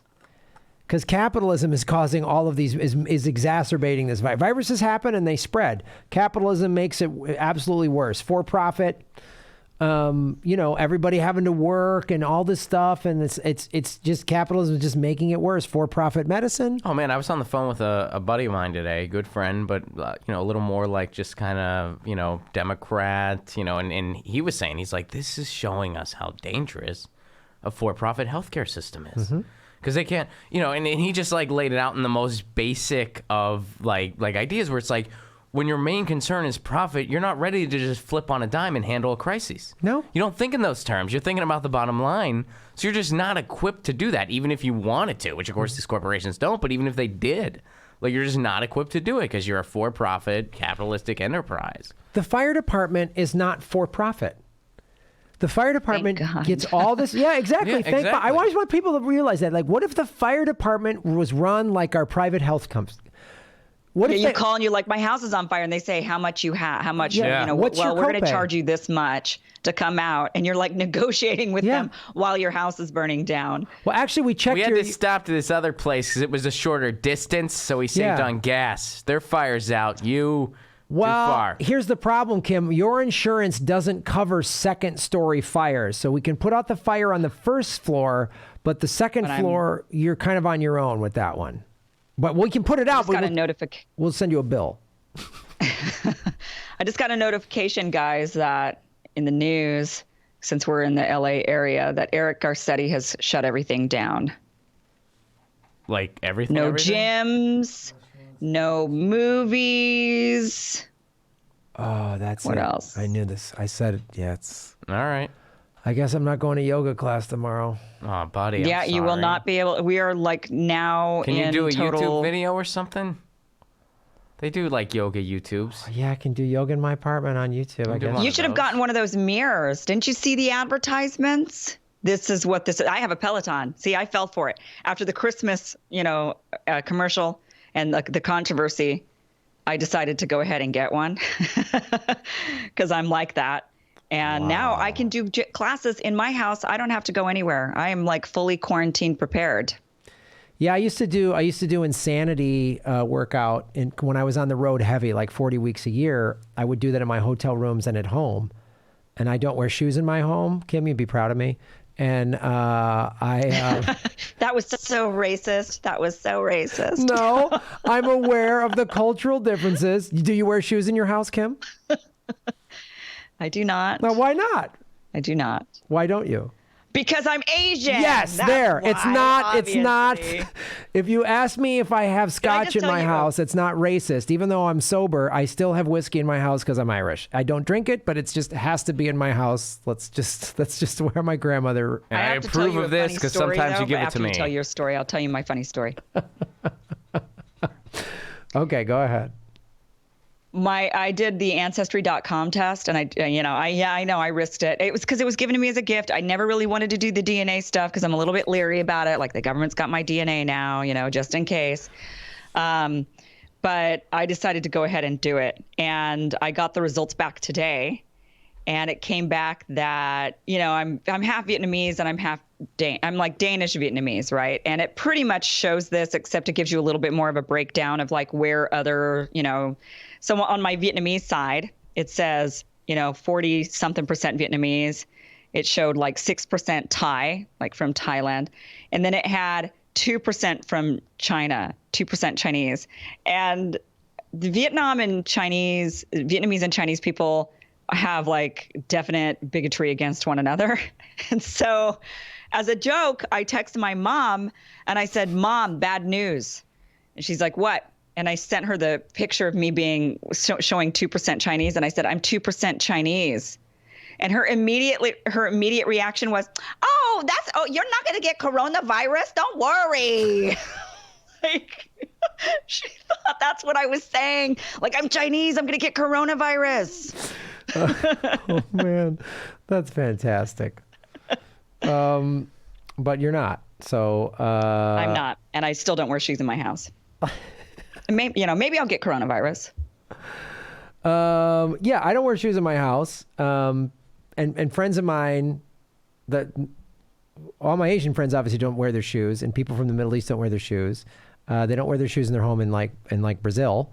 But most Americans do. And when friends of mine are like, "Oh God, I'm gonna take my shoes off," I always go, the next time you're in a public restroom or walking across a parking lot, look down, and then think of that. Whether you're debating on whether you're wearing shoes in your house. Well, you know what? I don't wear shoes in my house, and you know why? Because my wife doesn't let me. That's why I don't. Are you married to an Asian woman? Nope. No, I'm not. But she doesn't let me wear shoes in the house. She does. So That's why I think Caitlin is fantastic. Thank you. Picked a fine woman there. She is. You know what? Americans, don't typically take shoes off and also use toilet paper, which is part of the problem that we're having right now. Everywhere else in the world, I've asked, my family in Asia and my friends in Italy, because I was living there for a little bit, and they're all like, and I'm like, "Are you running out of toilet paper?" And they say, "No, we use bidets." yeah. Oh, I know. yeah. That's Why what- can't we be clean? That's a clean. When I was in Japan, the first time I was in Japan, the first time I was like, "What's this button?" I was like, "Oh my dear Lord, what is that?" Like I feel so violated. But then I was like, "I get it. It's more hygienic. Oh, it's way more hygienic. It's way more hygienic. Yeah. It's like you're not risking any of this stuff, and it feels amazing." All my family in Italy, they keep like sending stuff on Facebook, like they're all like quarantined and hunkered down. They're all like making pizza all the time. It's like the most like so they'll nice. send us pictures of this like delicious looking pizza because that's like what all of them are doing. Wow. Where are they from? What part? I have family in Florence, Bologna, and then on the Amalfi Coast. So it kind of covers like most of the okay. country between all of them. Yeah, and I think most of them like kind of originated north, but now they're kind of scattered all over. All right, let me read some more super chats, then we'll wrap this up.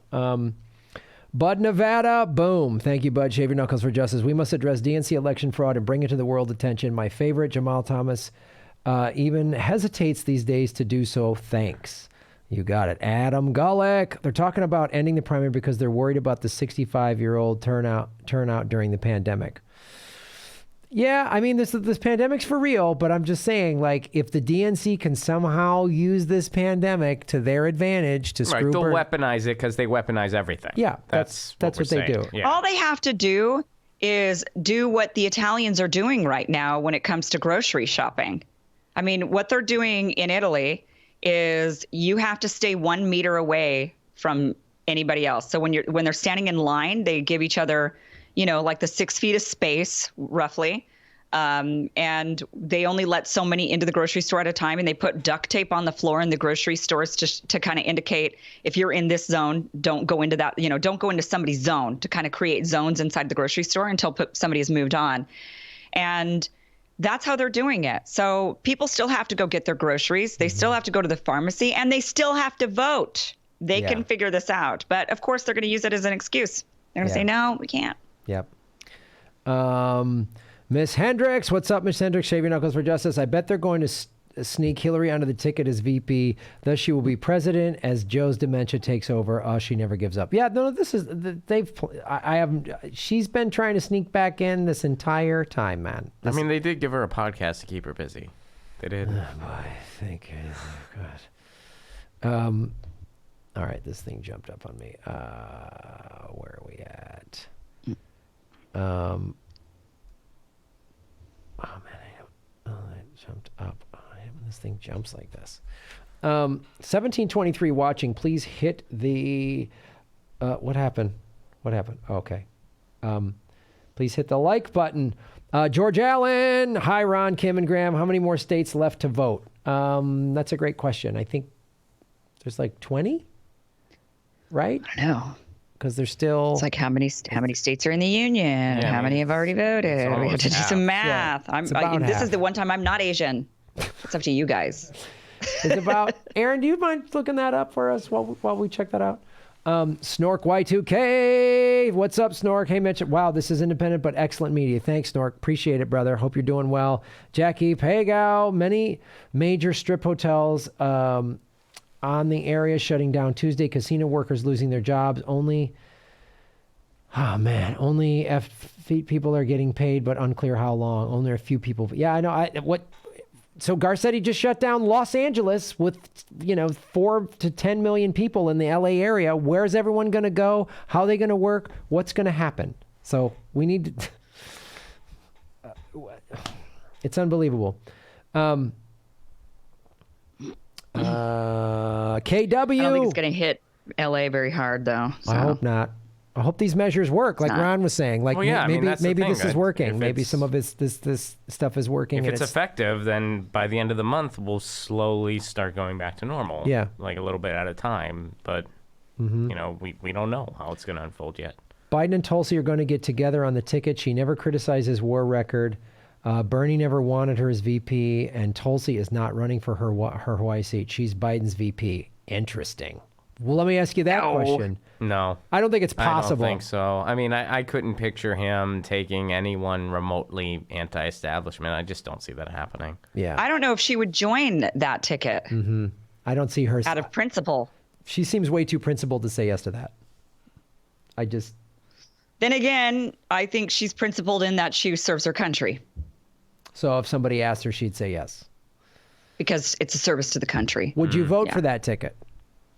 Kim, yeah. I mean, oh God, that would put me. I mean, yeah, just like I would if it was Biden, Bernie. Yeah, no. What if they had the agreement for very long? Oh geez. Allergies. Oh geez. Allergies. Oh my gosh. Dude. It's allergies. Dude. It guys, rained this a is lot. why I sit at the comfort of my own home, quarantined. Into my shoulder. 27 states left. Ron, that's not going to save you. It'll save me, Kim. All right. 27. You have to spray it in the air. I sneezed into my shoulder like you're supposed to do. 27 states I believe are remaining. you, but including still. DC. Including DC. Okay. Art, Shave Your Knuckles for Justice. Love you guys, but Kim a bit more. Okay, that's fair, Art. Kim is very much more lovable. John Smith, will you all start a third party or advocate for the Green Party if it's not Bernie? I've been wanting a third party. We've done stuff with the Green Party. We've done stuff with Movement for a People's Party. I would love some type of third party. Me too. I won't was do at the Green Convergence Party. Pardon? Anymore. I won't do Green. And you know, Green is the only party I've ever registered for. Actually, well, I take that back. I was one of those idiots in California who accidentally registered for the American for that, Nazi Independent Party. They say this now makes my Steve Bannon comments make more sense now, right? Like people are putting two and two together. American Independent Party, and she said she watched some Steve Bannon and thought he made some sense. Neo-Nazi over here. So She's from Idaho. She's from Idaho. And I'm from Idaho. They got that camp in the north. Yeah. I was one of those idiots that accidentally registered for that party, but then I quickly unregistered when I realized my mistake. But the only other party I've registered for is Green. I just don't think I don't think Green will go large enough I don't think it could bring in a big enough coalition to be an actual viable third party. I think you have to create the new Bull Moose. And it needs has to be a name just something totally new. And it has to be rooted in labor and workers. I agree. It really has to be focused on work, because that's the thing that unites everybody. They have all these things to keep us divided. But if you got labor and you want everybody, this is labor. This is where we stand on labor. And really that's the cornerstone of the party. Then people would be like, okay, I'm in. You know? No, I agree. I mean, because it's got to be foundation. Its foundation has to be a movement. Yeah. So you have to take the labor movement. You have to take Sunrise. You have to take climate activists. You have to take everything that's going on with the DSA and the Green Party and everything else. And it's okay, this is election reform. Election reform. This is going to be our effort electorally. That's why when I went to Convergence a couple years ago, I was kind of hopeful seeing that, because it was people from the DSA, people from SA, people from Green, people from all these other movements, people from doing something about climate change, people about election reform, all these different groups of people. I get so excited, I almost knock over a water bottle, it's everyone got together and they were talking and exchanging ideas, and it's okay, this is what needs to happen for us to be a big enough force to instill any type of change. Yep. Yeah. Jay Cook, boom. Seriously, Kim, Ron, Graham, all three super talented. Thank you so much, Jay Cook, and thanks for if you haven't, follow Kim's show on YouTube, follow Ron, get your news on with Ron. Make sure you hit the subscribe button here. We've had consistently 1,700 people watching this show for the last half hour, which is awesome. That's completely shatters my record of live streaming, which was about 1,000. So we've completely shattered it tonight, which is great. David Turner, Shave Your Knuckles for Justice. So who's going to lead this movement into a third party after Dem exit? Bernie proved that we can crowdfund it. Tulsi, Graham, Kyle, Jimmy. I mean, I would do it. I would lead a third party. I mean, I would definitely join in. I mean, if we created a new whatever it is, I would be registered right away. Let's get on it. Yeah. But we need big, as much as I love us, right. We need big people. We need people with millions of followers and tens of millions of, the sad reality is. Well, you need an entire movement. You would need everyone in Sunrise to be all right, we're registering. Yeah. You would need everyone in the DSA to be Yeah. this is what we're doing, we're registering. Even the Greens would be okay, this is what we're doing, we're registering. So there would need all these union coalitions. Unions. Yeah, everybody would have to be this is what we're doing now electorally, and we're starting as big as president and as small as school board. Yes. That's what needs to happen. I don't know. And I'd be on board with Actually, that. when you I don't know if it's good to start doing a full ticket. If the third party should run a full ticket. Well, not all of it right away, but I mean the way it would unroll. It was just one of the mistakes that was made studying the bull moose. It was actually one of the big mistakes they made was the insistence on running a full ticket. And it's if they would have just stuck with the president, then they would have made more change and then trickled down eventually. Possibly. Really? You think that was historically what showed that would be better than having a grassroots with more people on the lower levels? Yeah, because what they found with the bull moose was that what had happened was people felt they were too afraid to join the party. You had a lot of real progressives inside the Republican Party at the time. because it was Republican progressives, believe it or not. The platform is almost the same as what we want, and they were afraid to split totally from the Republican Party because they didn't want it to affect the down ballot candidates, and they really felt like in their regular districts, in their home states and wherever, that people just weren't going to. They just didn't really think that would work. And so what happened was a lot of them ended up sticking with the Republican Party and not fully jumping ship to the Bull Moose. And that was one of the problems that they had. And the Bull Moose, you have to remember, when that party was formed, it was Teddy Roosevelt. He had already served. He had already served 2 terms, I believe. And that was going to be his third. He then didn't like. He served 1 term. That's what we just got clarified. Taft. Was it? Did he only serve 1? Yes, that's what Aaron just said he found online. So he served 1 term, and then Taft replaced him, and he didn't feel like Taft was very progressive, and so he ran against him in the Bull Moose, and that was an extremely popular president. I mean, we need Bernie Sanders. No, we need someone with that big of a movement. That's why, if Bernie did it and brought Tulsi and AOC and some of those squad people with him, it would be like everyone would start to get on board. And people from the right. Aaron was wrong. It was 2 terms. You were right. Yeah, that's what I thought. I thought he'd served 2 terms, and then he handed the baton to Taft, thinking that Taft would be a progressive that would step in his shoes and lead the country in the right direction. And Taft ended up becoming a corporatist. And Roosevelt was like, "What the hell is going on? This cannot happen." And he came back and said, "I'm going to run against you." And what was really amazing, Teddy Roosevelt was like a badass. He got shot the day of the convention. Somebody shot him, an assassination attempt, and he was like, brushed it off and went back and went into the convention and said, "I'm giving my speech anyway." Wow. Yeah, trying to win over the people. I got a problem. And, we got to take down the corporations. We need to be a movement for the people. I mean, he was such a badass. He got shot, and he still went in there and said, "I'm going to stick it to you." Aaron, what was that? Sorry, he was elected to 1 term. He took over from McKinley when McKinley was assassinated in 1901. Oh, okay. He was vice president. Roosevelt? Yes. Was vice president. He was. And McKinley got shot, and that's when he became his president the first time and then got reelected. Then he got reelected, yes. I see. Oh, okay. Yes. And then he was reelected. Okay. All right. Thanks for that clarification. Great. Yeah. And he was super, super, super popular. And that's what would be needed. But what was missing there was they did not bring in any Democrats to form the coalition. So they just ended up splitting the Republican vote. And actually, Teddy Roosevelt was, as a third party candidate, ended up getting second, behind Woodrow Wilson, who ended up he won the presidency that year on the Democratic ticket. And Teddy Roosevelt ended up coming in second with 20-something% of the vote. And Taft, who was the sitting president, got third. Mm-hmm. So it is possible. There's enough fire there, but, the mistake there was not bringing in people from the other side. But I think now is obviously it's a different day and age. And maybe now people would be more, from the right. I think there's a lot of, obviously, that's how we ended up with Trump. Oh, yeah. People are very worried about their futures.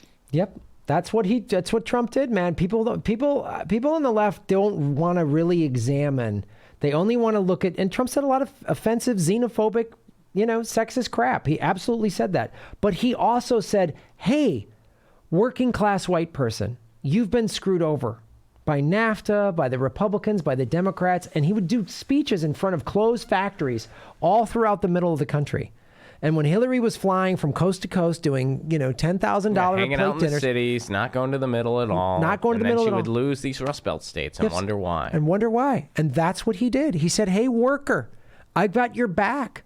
No, it's he's been in office and hasn't helped them. He's $1.5 trillion tax break. And a lot of people didn't really believe him. They just thought, I might as well take the chance.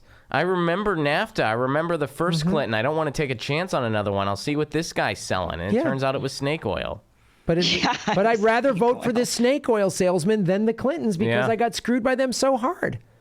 At least the snake oil salesman is trying to tell you he's going to cure you, right? Like the other ones, they don't even try to tell you that. No. They're like, no, you're going to die. I get it, man. Okay. I voted for Bill Clinton. You in want 92. a pony? I don't have a pony. But that other guy's a jerk, isn't he? Right? Do you want the jerk or the not pony? Make a choice. The jerk or the not pony. I voted for Bill Clinton in 92, and in 96 I voted third party because I'm like, this guy's nonsense. He's a Republican. Like I can't.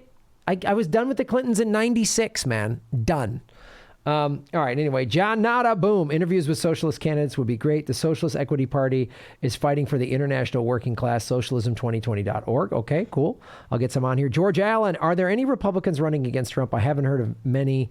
Nobody's talking There's about. that talk show guy, and then Yeah, I think there was And someone there's else Bill who said Weld. maybe. Yeah, Bill Weld is running. Bill Weld. And Trump's What was the talk show guy's name? I forget his name. Trump's cleaned them all up, and all, and Yeah, they've I been mean, having Republican it's- primaries, and he's yeah. been cleaning up. It doesn't, Yeah, it's whatever. It's a nothing. Girly Gamer 86, what's up? Bernie has so many super PACs that Biden couldn't even list one. I know that was like That was a nice moment. that was great, and Bernie did slam dunk on him. Whenever Biden says, "Oh, come on, man," that's code for like, "Oh, someone called me out on a lie and I don't have an answer." I don't have an answer for Like, that. yeah, I just lied. Todd Janish, watch Bernie's "Are You Truly" fee speech, and now I'm sad. The campaign had such hope, and now can't help but feel despair. Well, it ain't over. We'll see what happens Tuesday. Maybe the coronavirus and everybody realizing we need Medicare for all.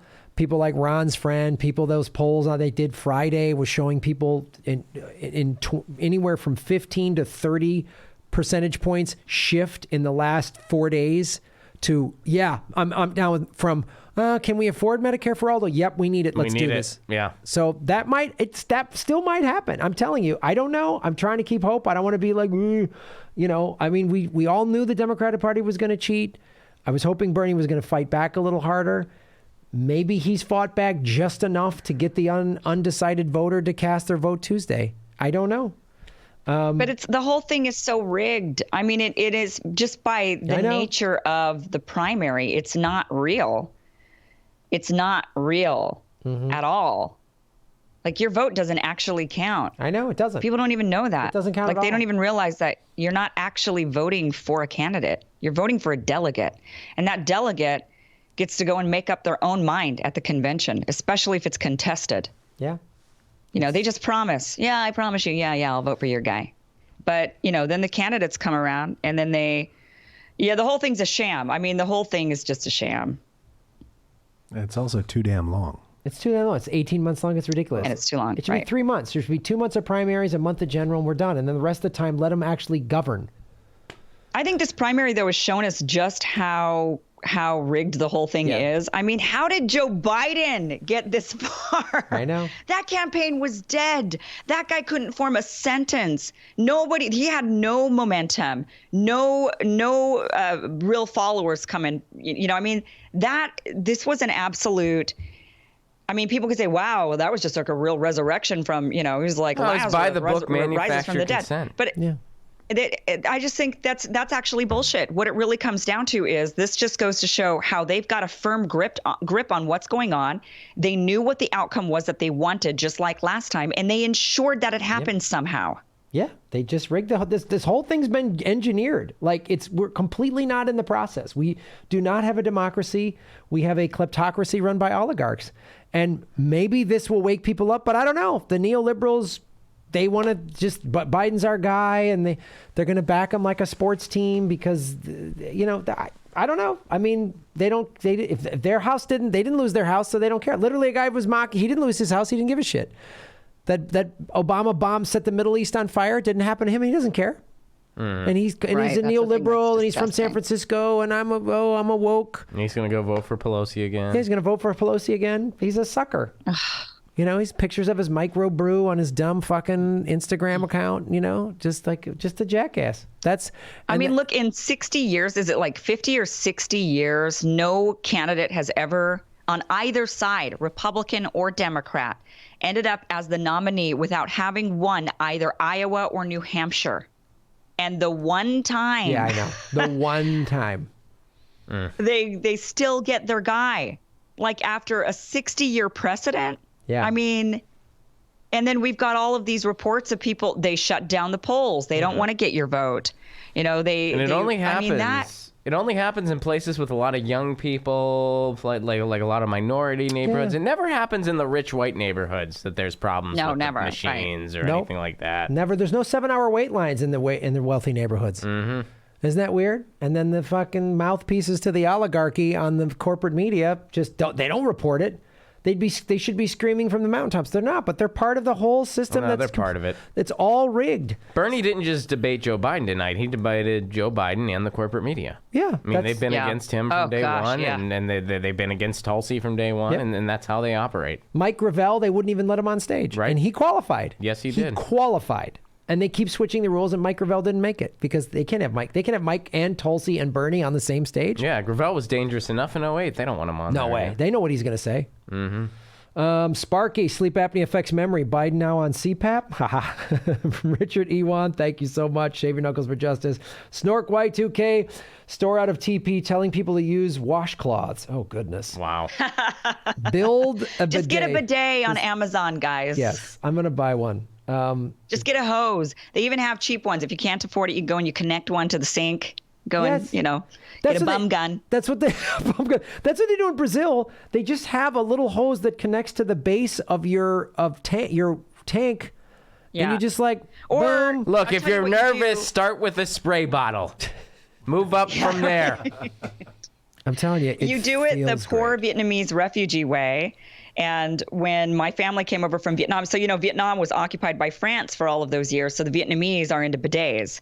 And when my family came over from Vietnam, nobody in America has a bidet. So when I was a kid all growing up, my mom always taught me, like, after you go to the bathroom, you go into the bathtub and you squat in there and you wash yourself. You take like a mini bath. And that, you can even, so you could do it, guys. I mean, don't mean to be TMI, but Yeah, you crossed the line. On Well, that. we're all I going to don't- have some time at home. I don't. So I I think it was need that good in my advice. bathtub. I don't. I did. I really didn't think You this wash cover- the bathtub. You got time. I didn't think I was gonna have to. Quarantine. so you use toilet Quarantine paper is a first. time for Oh, experiments. never mind. You're not going to have that. Quarantine was a time for experience. Okay, I think the spray bottle first is a good idea. Yeah, let's stick We with figured this. it out. I think go to Amazon and a spray bottle before we go to some weird How about bathtub Bathtub issue. bidet. a butt funnel? Something like that? My mom would just say, All "Go right. in there, wash your poo poo. Go wash your poo poo." Oh, so check out Kim Iverson's channel for some great tips. Great butt washing tips. Great, wash your poo poo. Astrology, butt Well, at least washing. we know I'm clean. The cleanest progressive on YouTube, ladies and gentlemen, Kim Iverson. All right, I'm going to answer some more questions and hopefully don't talk about this. Tisha T, how do you think Bernie handled the dictator question? I think he did all right. I think it's just like this Cuba fear thing. It's just like, come on. Like, does anyone remember history? Obama and Biden. Biden? Oh, Biden, same thing, whatever. Yeah, that might as well be what we They call. opened up sanctions against Cuba. They did that. Obama was like, let's get out of the past and stop living in the 80s. Yeah. Let's get relationships with Cuba. I thought he did go with that question. Yeah. I mean, I thought it was a good answer. He's like, look, I'm not saying I like authoritarianism, but to say like there aren't some positive things that happen that we Right. could learn from in certain areas. I mean, that's just a really ignorant thing to say and an ignorant way to think. And that's not, I mean, dude. And the way he held Biden, he goes, Joe, answer yes or no. They got a bunch of people out of poverty. Was that good? Yes or no? Yeah. Answer the question, Joe. Yeah, I thought he did a good job. there. That was good. That was good. So I don't know. Maybe that'll resonate. I don't know. Wooden Mines. Ohio and Illinois declared all restaurants and bars to close at 9 p.m. tonight and until further notice. How is their primary still scheduled? I don't know. Tomorrow we're going to see if there's going to be a primary for Tuesday because all of these Illinois, Los Angeles, Well, and if there's not, New what are they York, gonna do? What are they going to do? How are they going to do this? They're going to postpone it for a month. They're going to do it the way the Italians are doing the grocery store. That's how they're going to do it if they were smart and if they cared. They don't care. Those are big ifs. Yeah, those are two. Yeah. They don't care. Jenny Marie, If the Italians can figure it out with the level of crisis they're dealing with in Italy, then, if they could figure out how to get groceries, which is an essential, then the Democratic Party should be able to figure out how we're going to vote, which is an essential. Yeah. Yeah. Jenny Marie, can Tulsi stay on the ballot even if Bernie drops out? Yeah, she can. She can stay on as long as she wants. I kind of feel like she's sticking in there because she just doesn't want to have to endorse Biden. Yeah, she doesn't want to It's endorse- like, gosh. And I think part of it, They too, all is, signed that pledge. well, her lawsuit against Hillary is she needs to stay all the way in until the convention to say that Hillary hurt her chances. That's part of her, from my understanding, that's part of her lawsuit. If she drops out, then Hillary can, then the lawsuit is not valid. That's my understanding of it. I could be incorrect on that, but which I hope she wins that lawsuit. Oh, I hope she wins so much money. Dylan Wah 8038. Bernie is a politician like all. Vote Elwood 2020. You got it. Elwood 2020. We're going to start the campaign. Christopher Titus Vanderwall Brown. Hashtag yellow grade med biohazard suits. Yellow respirators, right on. And Meriden, Bernie should have mentioned Obama and Biden's inaction on the abuses by law enforcement against Native Americans protesting the Dakota Access Pipeline. There's so much stuff he could have brought up about Obama and Biden that he won't do. Well, even the fracking thing, like when fracking was front and center, he should have been like, hey, Joe, what about the stuff you guys did in the Arctic? Yeah. How about that? Yeah. You open up the Arctic to drilling twice. He called out Joe Biden for not being willing to ban fracking. He did that, which was good, but he could have went further. He could have been like, oh, yeah, you're going to pat yourself on the back for what the Obama administration did? You said all the above on energy, and you forgot the green part, Joe. That's what you guys did. Mm-hmm. Tisha T. What's up, Tisha? Shave your knuckles for justice. Do you understand Biden's response to bailing out the banks, people with capital gains? I didn't understand. Oh, no, Biden was just blah, blah, blah, blah, blah, blah, blah, because it was like but Biden basically said if we didn't bail out the banks, the economy would have died. He was doing it for the little guy. Yeah. I mean, no, that really made a lot more things clear to me. Like, oh, when you help out the big... Because that worked out so well when they bailed out the banks. It worked out great for the little guys. Save your home, right? Yes, exactly. Yeah, he was looking out for the little guy. I remember that part. Yeah. He was just like, oh, I was looking out for the little guy. Yeah. Okay, yeah, and it's like, oh, no. And it's like, we had to do something. God forbid you gave the money directly to the people. Yeah. If you gave everybody that money and said, pay off your debt, stay in your home. Every family gets $100,000 there. Pay down your debt, pay your back mortgage. That all would have been infused. The banks would have got that money. Everyone would, pay off your car loan. Everyone would have gotten all that money. The banks would have gotten eventually, and people would have stayed in their homes. People would have gotten out of debt. It would have been amazing. And the Democrats never would lose. They would never lose again because they went, yep, everyone went, hey man, they saved my home. I'm in. Mm-hmm. Right. Yeah, that what they should have done, and that's the thing that they're not understanding, when Joe Biden sits there and says, oh, no, we had to because otherwise. And it's like, no, you really could have put the money back in the hands of the American people and then said, go pay your bills. Yes. Right. And then we would have all paid our bills and paid the bills to the bank, and the banks would have gotten their money. Yes. And people would have been able to keep their homes because they would have just paid their bills. You could have just put a requirement on that. But instead, they did it backwards. They didn't even fully do it backwards, because the backwards way would have at least been to say to the banks, we're now paying everybody's mortgage payment. So we're going to give you the money for everybody's mortgage. But this means everybody paid their mortgage now. They didn't even do that. They didn't even do that. The banks should have gotten that stimulus money if this is what it was supposed to do. And the bank said, we're paying down your mortgages or whatever. We're getting them current. We're restructuring your loans, whatever. We're taking the stimulus money. And that's what they should have done. Anyone's fallen behind. They didn't. They kept it. They fucking got people. I mean, it's unbelievable. They kept it and they took the home. And they said, ooh, great. Now we got a discount on the home. Yep. We got our money back and we got the home back that we can sell for more. That's what they did to me. They squeezed me out, sold my home. They bought my loan for 30 cents on the dollar. And then when they got me out, they made a profit. That's what they did. And they did that to millions of other people's.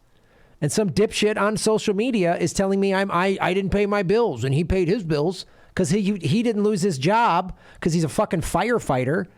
And a pussy, because I challenged him to meet me face to face and he wouldn't. I was like, does your wife know you're a pussy? Say this to my face. Your wife knows you're a pussy now. That's got to suck that your wife knows you're a pussy. It does suck, Graham. It does. Breyer 2. Shave your knuckles for justice. Carla Welsh. If we get screwed, write-in campaign for Bernie. Yeah, I would do that. Sam Dean, Rand Paul, the crossdresser. No, that's RuPaul. I know who I mean, bro. Good day, Kim. Good day, Ron. Shouldn't you be at home with your wife like now? Clinton Side Bear. That was probably your wife, Ron. Your wife's in the chat. Come home. Come home. Stop talking to these socialists. Trump Jr. 2428, Ivanka 2032, 2036. Yeah, they're going to just keep the Trump family going. Well, that's one way, but to be honest, that's one of the ways I've thought of that we could build a third party. I mean, I know it's like ridiculous. And of course, you just kind of have to at some point just make some like, okay, fine. But I do think that the Trump family, Trump just really kind of resonated with a bunch of people. And so maybe bringing Ivanka along and saying, okay, you're going to come with us to this bull moose thing. You're in. Leave the fucking ruling class like it or out. not. I know. Leave the ruling class and their filthy children out. This is a party that goes directly against the 1%. And don't you bring a coalition of working people that have all been screwed over by the ruling class in one form or another. That's how you form this third party. The only thing from the 1% that I think we should let in is Tom Steyer's tie. Not him. But just that just tie. his tie. Oh, not Tom. Just the tie. No, Tom. What about Tom? He just wants to be invited to a damn party. No, not this one. He had to buy his way into an election just so he could hang out with Bernie. That's what it looked like. Every time after the debate, he'd be like, I just want to say hi, Bernie. Hi, Bernie. Will you accept really this like friendship you. bracelet, please? Bernie, please. Yeah, good. Okay. Thank you. Thanks, buddy. Appreciate Are we it. friends? Okay, good. Yeah. Got it. Love it.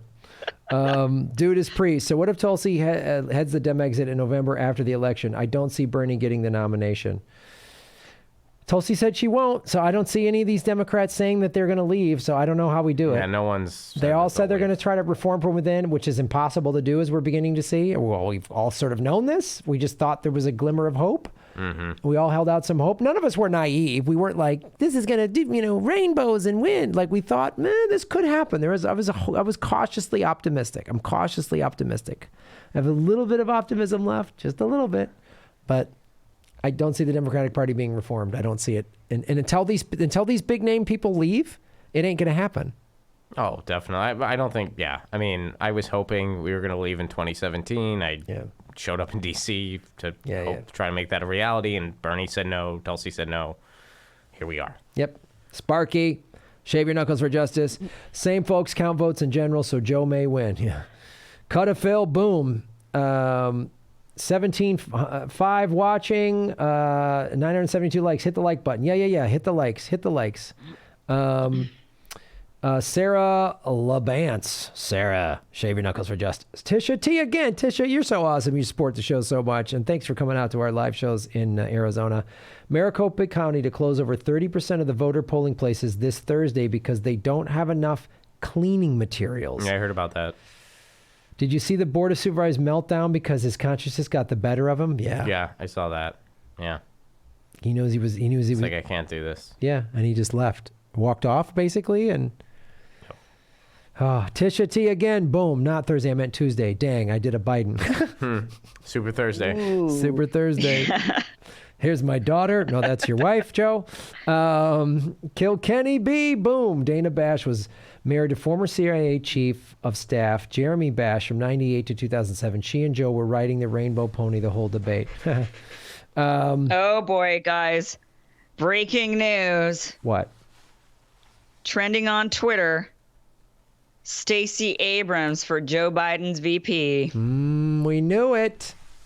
That's what they're saying. That's what they're speculating. They're tossing it out there. You know that the establishment does that. They sprinkle it out there to see what the reaction would be like. I've been saying this all along, though. I think Stacey Abrams has been primed for VP. When I went to the Atlanta debate, the Democratic debate in Atlanta, she spoke, and man, she really but it's kind of a weird thing to pick her because Joe Biden's already doing well with the black vote. So it's like he really would need to put in like a Latina woman, don't you think? That would make more sense. But she's a great speaker. She's not a progressive. She's a great speaker. Yeah, it makes me feel like they'll lose in the general, but maybe. No, I don't know. The book doesn't lie. Well, the book doesn't lie. Kim's magical book is going to tell us that this is. I swear to you, it's never wrong. All right, Kim, I can't wait to hear about this magic book. Like, it's really, I can't wait to see Kim's tea leaf reading. And her. I could create a second channel on these readings, and I swear it would be bigger than my current channel. You would have 10 million followers if you just did readings. I probably would. Just wear a crazy outfit with stars and unicorns on it or whatever, and a wizard thing, and people would just like Get yourself a nice wizard hat. get yourself a wizard. No, I'm hat. telling you, when I did my radio show all those years, I did a thing called Metaphysical Mondays on my show. And I would let people call into my show, and I would sometimes bring on psychics or astrologers or whatever, and I would just have people call in and ask the psychic or astrologer questions. And sometimes I would just do the readings myself using my special book. And I swear to you, it was my most popular radio segment. Like, more people than you think are into astrology. I know. This is not psychic readings. This is astrology. It's not tarot. It's not tea leaf reading. It's form of astrology. It's a bit more scientific. Nonetheless. No, I grew up with But I parents swear that to would you- do this stuff. They did my astrology chart. I've grew this my whole life. I'm a Leo with Taurus rising. I know. And you are such a Leo. I mean, you are. If I said I was an Aries, you would say, Graham, you're such an Aries. No, you don't seem like an Aries, because we would fight a lot if you were an Aries. Because I'm an Aries. Do you want to guess my sign? Okay. I'm going to guess. My first instinct is Libra, but No. it's not Libra. No. That would be my first I think that's instinct. kind of close, but no. Oh, they're just kind of close? I think that's kind of close, but I'm not a Libra, no. Then I would say, I mean, the close thing to that would be like a Gemini or an Aquarius would be similar. Okay, maybe it wasn't close. But yeah, both Right. those are wrong too. Well, this is not my system. First of all, this isn't my system. It doesn't I was really go just by asking. these types It's of just signs. a question. So Is Ron caveat going to be here. president? Am I going to be president in 2020? I'd have to look in the book. All right. The book would tell me. We're going to get inside this book, and it's going to be, we're going to find out, Ron, if we're going to do more progressive comedy tour dates. Looks like no, as everything's getting shut down.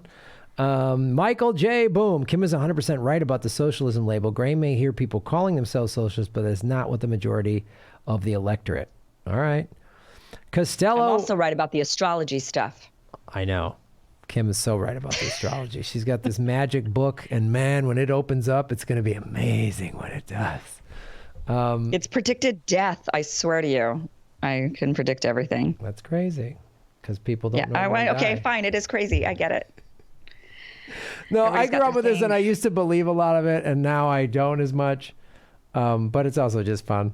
It's fun. All right, Ron, what are you? I'm a Sagittarius. Oh, Yeah. I would have never guessed that. Really? I don't know you well enough, though, to guess that. All right. I think I have a lot But of that Sagittarius means, tendencies. actually, though, I feel like that kind of makes sense because, Sagittarius tend to be frontline warriors. Like you want to battle ideas, All like right. really battling ideas. Picket line. Like if you're going to go to a protest, there would be a lot of Sagittarius inside that protest. All right, yeah. They're the and- ones that probably started the protest. Well, we like to travel, which I definitely have that. Traveling Like, for we're- sure. we're Animals, fire usually sign Sagittarius is like animals. animals.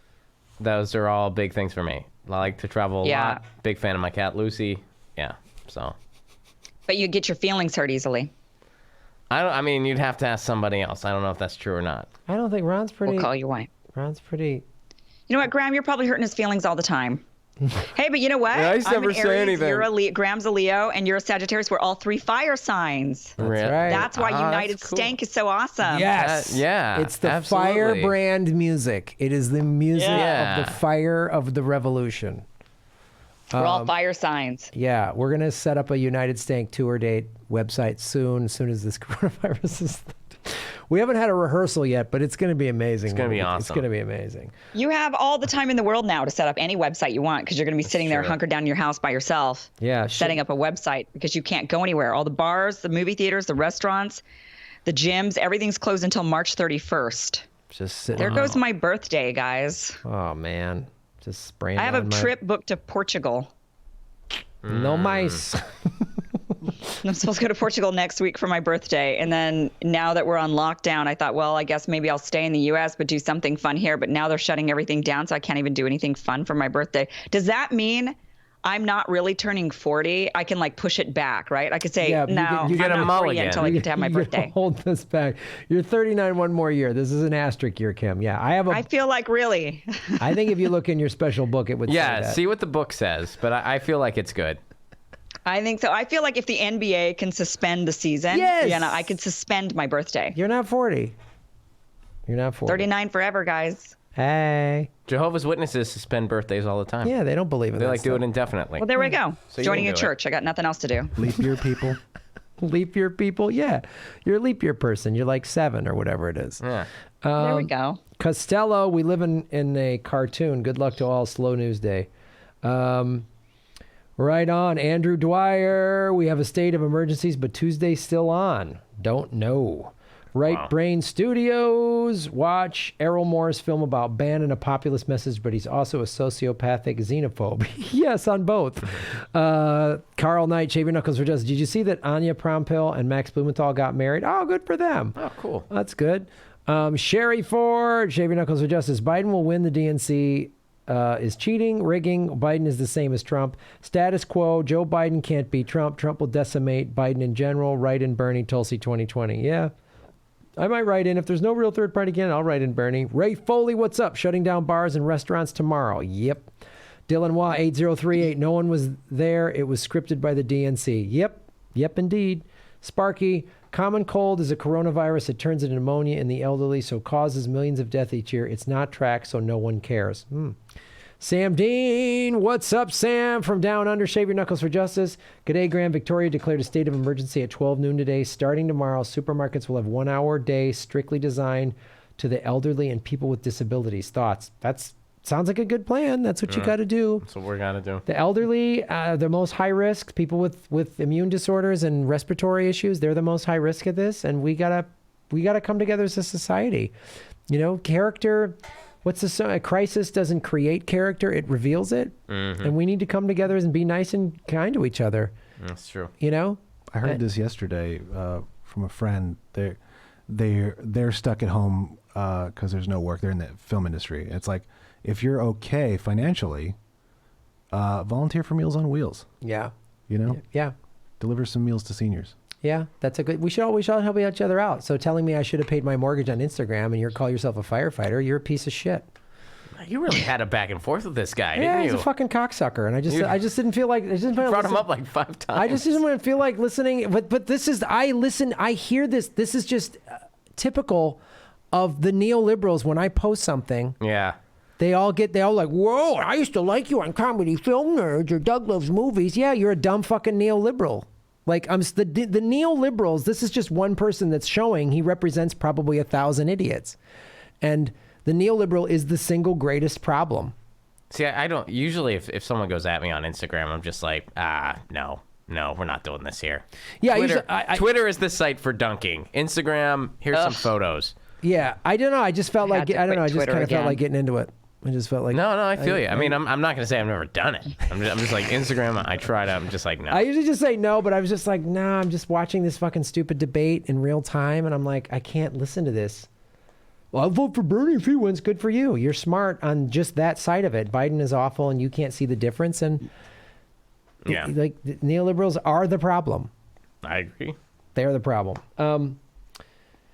David Turner, the blueprint for Kim's populist third party is written in Crystal Ball and Sager's book. Harness the synergy, put the wedge issues on the states.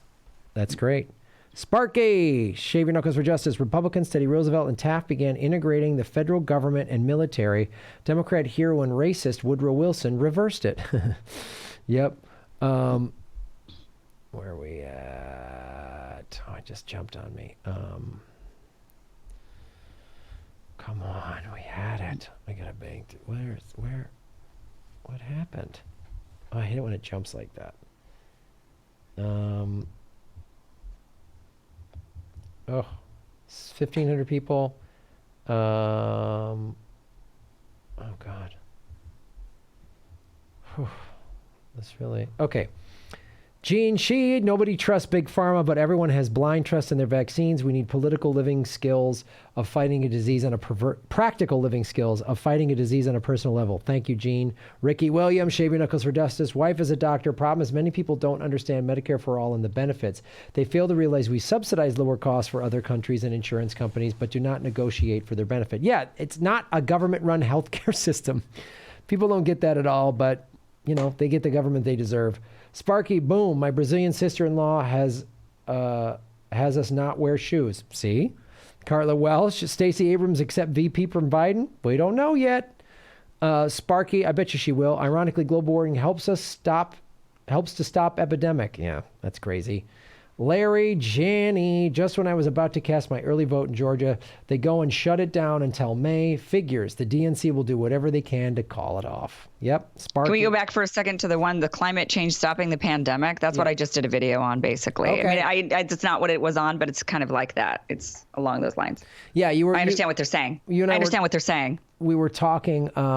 You and I were talking on the phone about, and I'm curious to watch this video, is that the thing about how the climate, the certain weather regions are where the virus is progressing more. And yeah, a team of doctors got together and did a research. Well, a quick, they understand that it's young and it's new, and they're kind of going off of the data that they've got right now. But a team of 6 doctors and researchers from Iran and from Maryland teamed up and started looking at the cases around the world and where they're located, and kind of looking to see if there's anything in common. And they found that the weather pattern is actually what they do have in common, that all of the cases spike when you look at a weather map. All the cases around the world are spiking in regions that have very similar climate, really similar temperatures right now. So temperature and humidity combined. So when you look at like Japan to South Korea, to Wuhan, China, over to Iran, and then moving into Italy, northern Italy and northern Spain, and then all the way over into Seattle, Washington, all of them are on the same weather pattern. And that's, of course, you're going to see cases everywhere in the world, but not spiking exponentially like they are in those spots. And the United States, when it hits us, which, because it's kind of rolling on a wave going around the earth, once it finally hits us fully and we're in the full-blown scenario, then we're looking at cities, if their theory holds, we're looking at cities like Seattle going exponentially up, Denver, probably St. Louis, and Atlanta. It depends, though, because if it goes a couple weeks, then that weather might go north, in which case it would be more like New York, Chicago, Washington, D.C., and into Canada. It would kind of move past Seattle and go into British Columbia. That would potentially see the exponential increases. Everybody will have it, but some communities will have just 100, and some communities might have thousands, depending on if their science is right. But it's the warmer weather will kill it off. So they're saying that as the temperatures increase, that this virus seems to behave like other viruses, like influenza. Right, which dies at 26 degrees centigrade. Or it just doesn't move as fast. It can't spread as quickly in certain areas. It maybe doesn't live on surfaces or something like that. So they're saying from what the initial data that they're looking at, that it is looking like, yes, this will behave like other viruses and it will just move along. But whether or not it comes back and we have to deal with it every single season, nobody knows. That's yet to be seen. We don't know. And we don't know if it will move north with the weather pattern. So that means like right now, like Italy's been hit really hard. Does that mean, as that warmer weather kind of moves north, is next, the sitting duck Germany, and then up into Scandinavia, right? Like they don't know if it's going to move north, if it's going to move up the longitude, but they do know it's been moving along the latitude, and they do know that. Well, what they think, what they're hypothesizing. That's interesting. Check that video out, everybody. That Kim just dropped. Sparky, stop saying third party. Say replacement party. Yeah, I mean it's the old Ralph Nader. He said to his dad, "Do you think we'll ever have a third party?" And his dad go, "I'd settle for a second one." Yeah, we've got one party with a Republican wing and a Democratic wing. It'd be nice to just have a second party. Finding Neo, boom. All Nevada K-12 schools are shut down at least until April 13th. And MGM hotels are shutting down. Tomorrow. Wow. It's happening fast. Absolutely. Demonic, Shave Your Knuckles with Justice. The three of you, plus Dor, Steph, Crystal, Sagar, Sheridan, need to start a new party, please, now from South Carolina. I would love to do that. Sparky, thank you again. Republican Party started with just president. That's good to know. There we go. The Naughty Vegan, FYI, packages on the way for Ron Graham. Sorry, Kim. Thank you. Cut a Phil. I've read multiple comments on YouTube that Biden is the only guy that can defeat Reagan in November. Your thoughts? And is it true the Empire Files is burying this scenario? But seriously, congrats on 1,750 viewers. Yeah, it was. Thank you so much, Cuttafil. And you've been a supporter for a long time. I really appreciate it. Carla Welsh, love you all. Is it safer to vote online? Anything electric, they seem like they can rig. Yeah.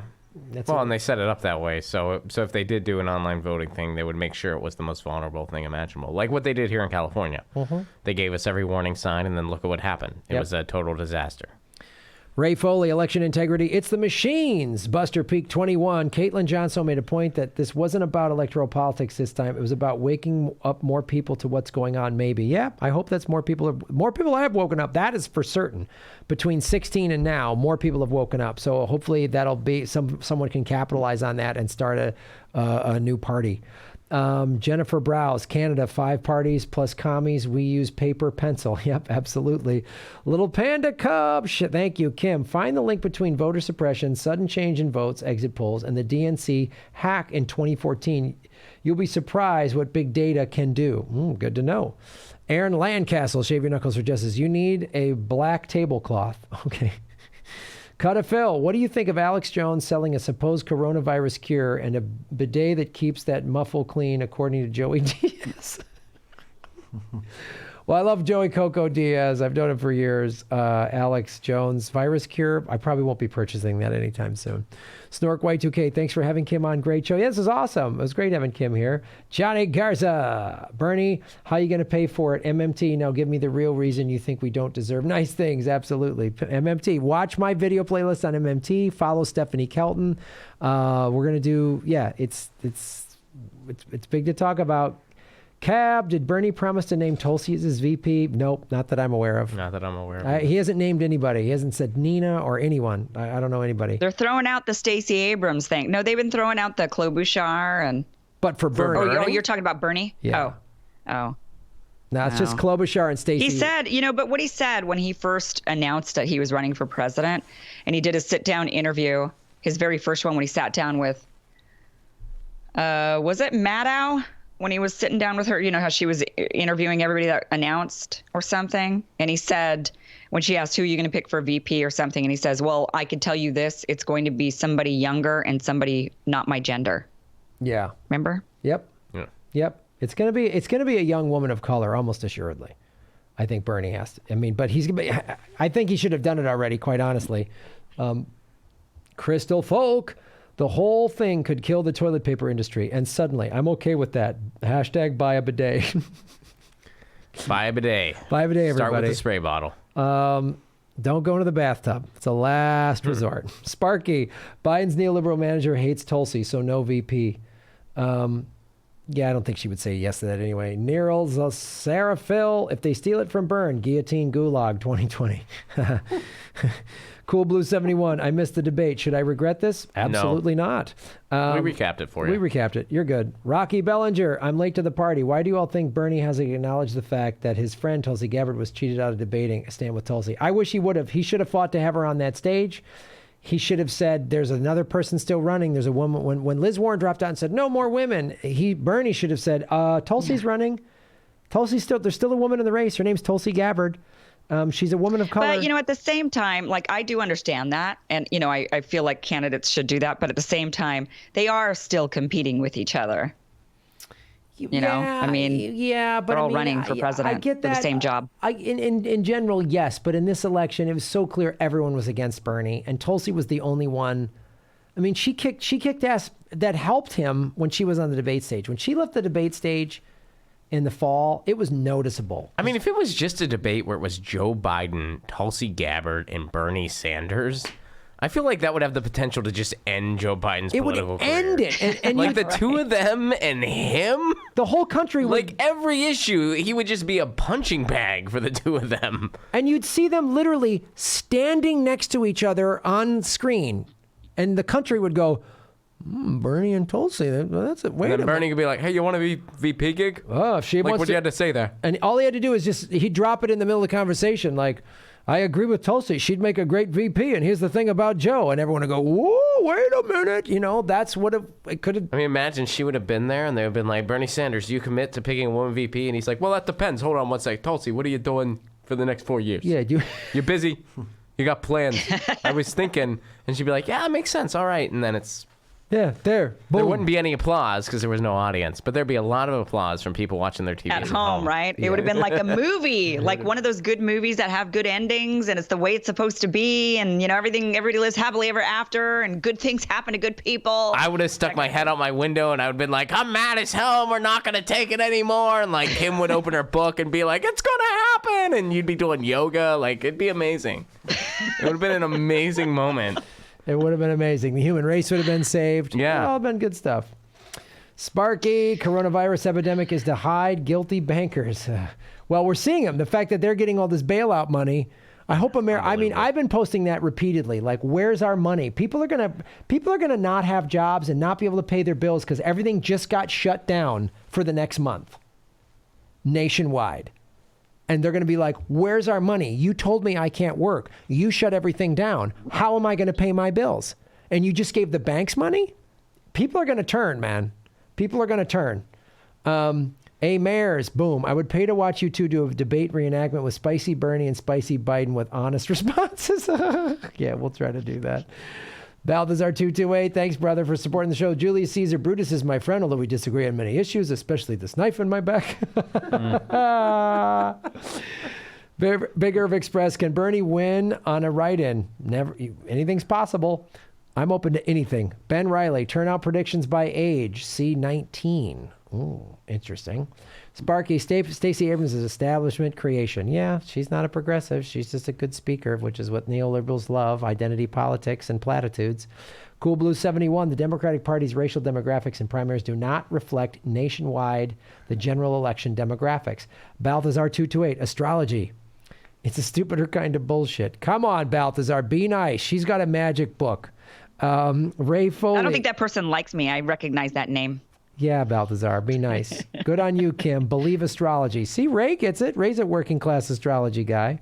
Balthazar 228. It's real, guys. It's real. I know it's real. I'm a Leo. As someone who spent his whole life working on repeatable and provable science, I don't endorse any of this absurdist supernatural stupidity. Well, there's no reason to be rude. They just don't believe it. There's nothing to get mad at, dude. Tisha F. Team SAG. Vibrantly Brantley. Who won the debate? I don't have CNN. The oligarchs. CNN. Yeah. CNN tells you every time. Joe Biden, obviously. Yeah. Jim Garrison, Kim's magic is working on me. See? School Blue 71, thank you. Like 2016, 2020, D primaries voters 18 to 29. Bernie and 65 Biden are at routinely 60 points in their margin spread. Michigan was 110 points. No such problem with 2016 R's and Trump. The D's are divided. Yep. Democracy. David Peckman says Bernie lost. Vote Biden? No. No, I will not vote for Biden. I will not vote for Biden. I have said that. And I will unless he has Bernie Sanders as the vice as president. Bernie Sanders vice president, I will And vote. the agreement that George Bush and Dick Cheney had. Yes. That Bernie makes every decision. Vibrantly, blatantly. Keep the most vulnerable from going out on Tuesday. Monarch, what is Kim, Ron, and Graham's Chinese zodiac? I'm the rooster. Oh, You're a rooster? Yeah. I think I'm a rat. I'm pretty sure.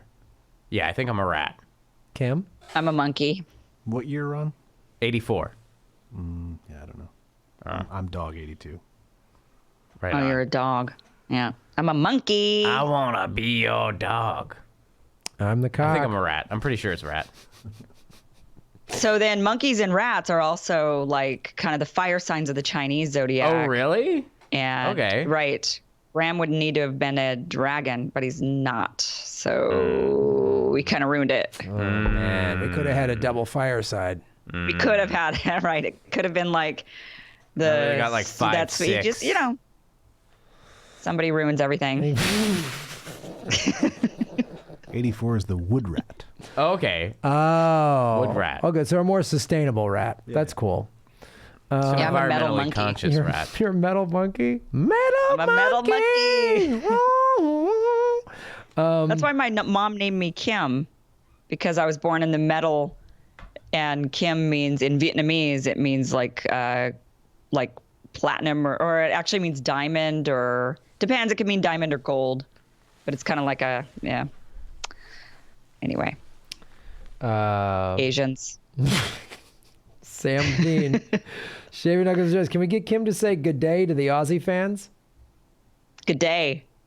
Hey, did you guys see that Tom Hanks put way too much Vegemite on his toast? Oh, He thought it was jam. Really He ate it like it was jam. No. He's in for a Yeah. I read these comments and they said, this is why it didn't take off in the United States, because Americans want to spread it on their toast like peanut butter. And it's totally true. You got to do a thin layer. Thin. The locals taught me how to do it in Do Australia. it thin. It's actually not bad. But It is. every American does it wrong. When they do it themselves, they just spread it because you cover a piece of toast with a big, thick thing of jam. And you think it's like Well, that. and for everything we put on it, butter, jam, peanut butter, anything. And you're expecting this like sweet thing, and it is not. Yeah, well, I mean, my first time, I actually didn't get far enough to try it because I almost burned down our Airbnb. So then a local did it for me. So that's how I had it. We're not allowed legally to discuss Toastergate. Oh, at yeah, this juncture there is because the Australian government is still in a pending investigation regarding Ron. They don't own me. and toasters. Ron might be deported to stand trial for Toastergate. Toastergate. I mean, Australia wouldn't be a terrible place to be deported to. I at would this point. love to get deported to Perth and just surf all the time in Western Australia. Speak clearly At least into you the get talking healthcare. stick. What's that, a baby cradle for your talking stick? Hashtag Toastergate. I believe Ron is innocent, but I'll just say some weird stuff happened in the Airbnb. That's all I'm going to say. It's just some things don't add up. That's all I'm going to say. I go to yoga, I come back, there's a fire and a toaster problem. That's all I know. But also, that's all I know. Also a ride to the airport. I mean, I don't know. It's a weird set of What year circumstances. was this? When this was 2019. This was November. Oh, this was just recently. Well, all of Australia. I mean, you look like the whole belt of the earth was on fire at that time. I mean, how could you ever possibly blame it on you, Ron? Well, I mean, Mother Nature. Well, this is where the tinfoil hats come in. I mean, they say that the fire was under control before Toastergate, then all of a sudden, and it's, I think, purely coincidence. But I don't know. Don't tell me you started all the fires. Well, Toastergate didn't lead to that. There's some weird message boards out there when it comes to Toastergate. I just want to know what there's a lot of people saying there was a second toaster on the grassy knoll. That's the only thing that I've heard. Oh, we lost Kim. Oh, the toast. That's what happens. The toaster lobby. That's what happens when you talk Toastergate. We lost her. Happened to me. We can only hear now your you're voice. just audio. I don't know what. I think my camera died, guys. What is it? Battery that's what it powered? is. I think my camera ran out of power. All right, Kim. Well, I'm going to finish reading these super Yeah, I chats. gotta We'll go. say goodbye to Kim Iverson. Kim, thank you so much for taking so much time with us tonight. It was so great. Yeah, thanks for having me on. It was fun. It was fun. Please, where can people follow you online and everything?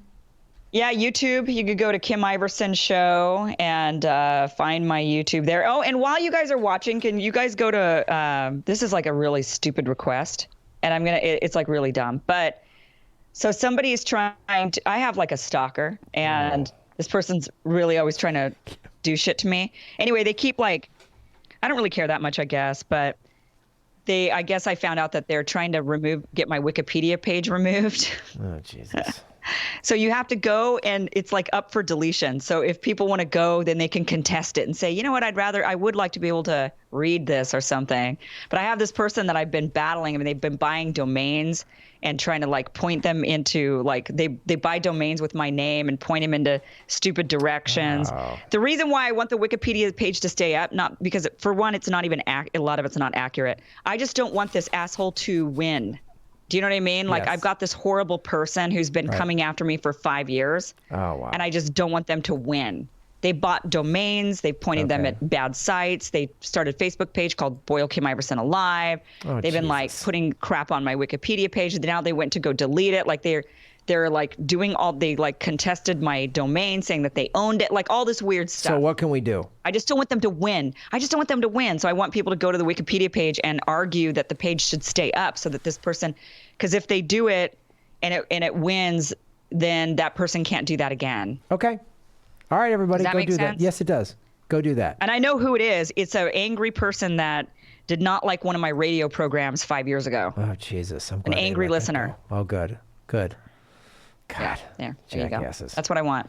All right, guys. Kim. Thank you so much. Listen to Kim's watch Kim's show and go to the Wikipedia page, and we will have her on the show again. Thank you so much, Kim. Right. Thanks. Bye, Kim. Thanks. Bye. Bye. We'll finish reading these guys. Big Mashi, Kanigundla. Where can we see Kim's book? Gemini says Biden loses. Let's see. Balthazar 228, boom. Even basic understanding of quantum mechanics makes all the pseudoscience look mundane and boring. It's not only provable, but endlessly interesting. Okay, Balthazar. I think you need to get an astrology reading. Little Panda Cub, you should hold paid online courses. Kim can do astrology 101 and Graham can do yoga. I've already got my wizard hat and yoga mat ready. Norway lockdown. Okay. You got it. Low down OG. Trump or Joe is like knife or gun. Hi, Kim. Thank you. Danny O'Brien, Shaving Knuckles for Justice. U.S. should lift sanctions on Venezuela, Cuba, Iran. People are dying needlessly. What the fuck sick society allows. We need indie news personalities. Tubathon. Yeah, I know. The sanctions are brutal. Crystal Folk, thank you. I hate to be buzzkill, but we live in progressive bubble. There are more people than we would like to admit that will vote for Joe Biden, and more of them than us. Will the election discrepancy? It's hard to know. No, you're right, man.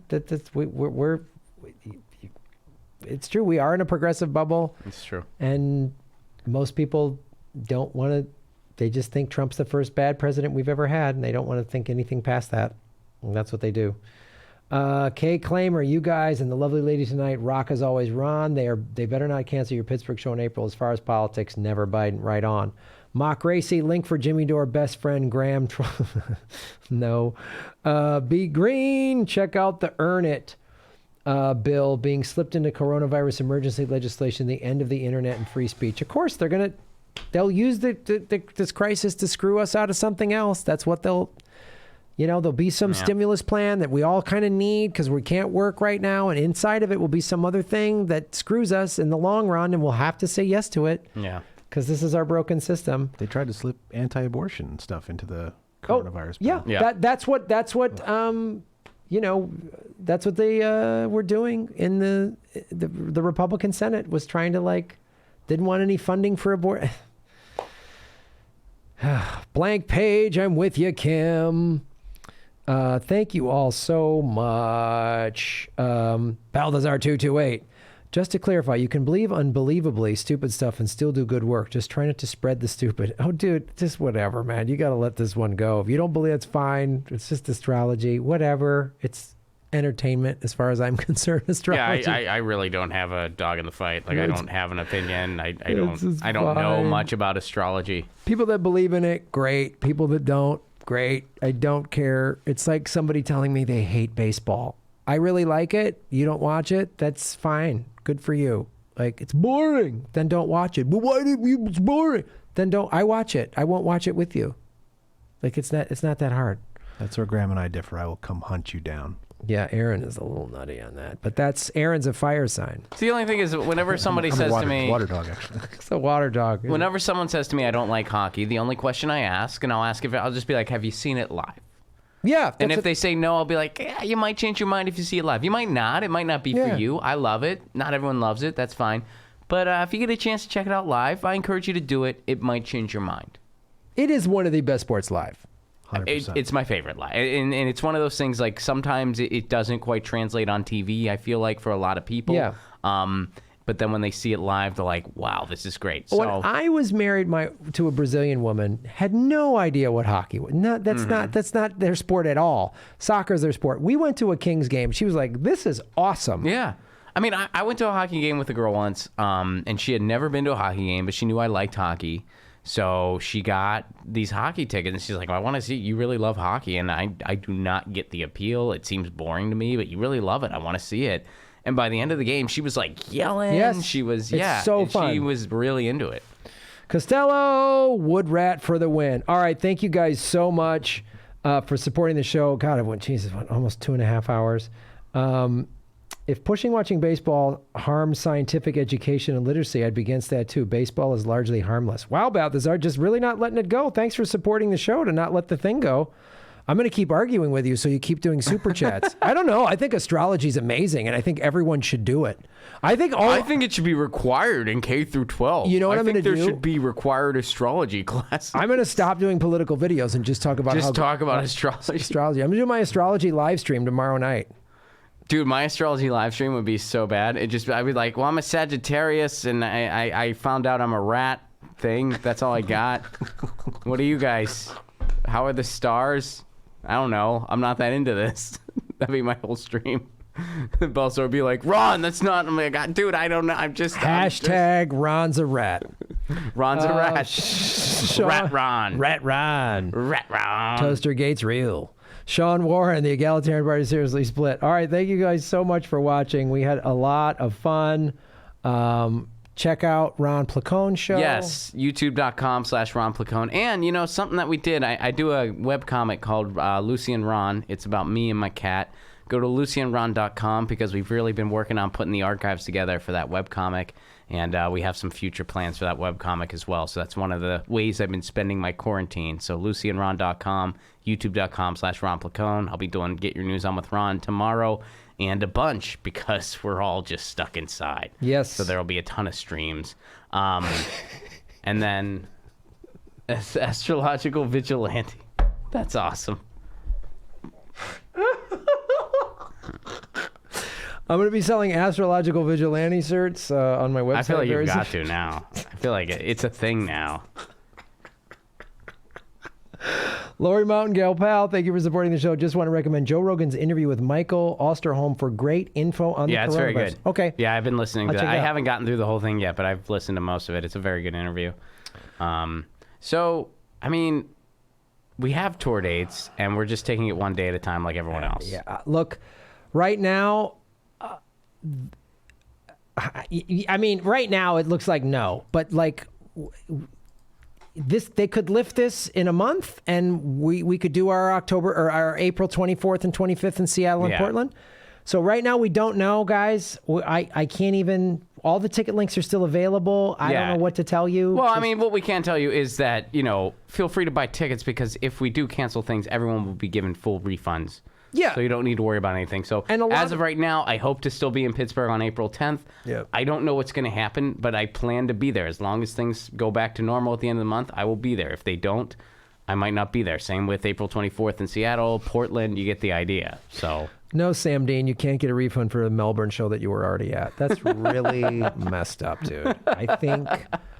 I think Mercury is in your retrograde. I think we should talk about your astrology sign. Yeah. All right, we gotta be a fire sign. We gotta go. Thank you so much, everybody, for tuning in. Thank you, Ron Placone. Thank you, Kim Iverson. Thank you to everybody who did the super chat. We had over 1,700 people when we peaked, which is a record. Right now we're at 1,180, and that's like, if that's our dwindling number, I love it. So we're gonna be doing more content. We're all gonna be locked inside. Been doing more shows. Want to do more stand-up. We want to see if we can live stream stand-up. I don't know how it's going to shake out with all of this nobody getting together thing. It might just be Ron and I each alone in our apartments live streaming.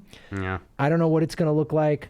But everybody stay safe, stay healthy, wash your hands, cough into your sleeve, and support your neighbors. We're all going through this. The whole world is having to admit that they're powerless over this. The whole world is in this. We're all stressing out together. So turning on each other, getting mad is not cool.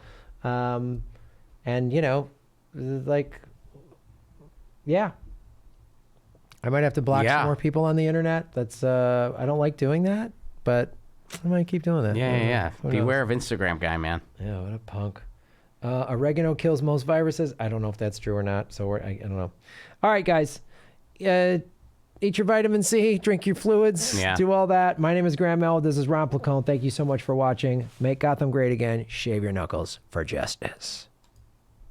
Toaster Gate.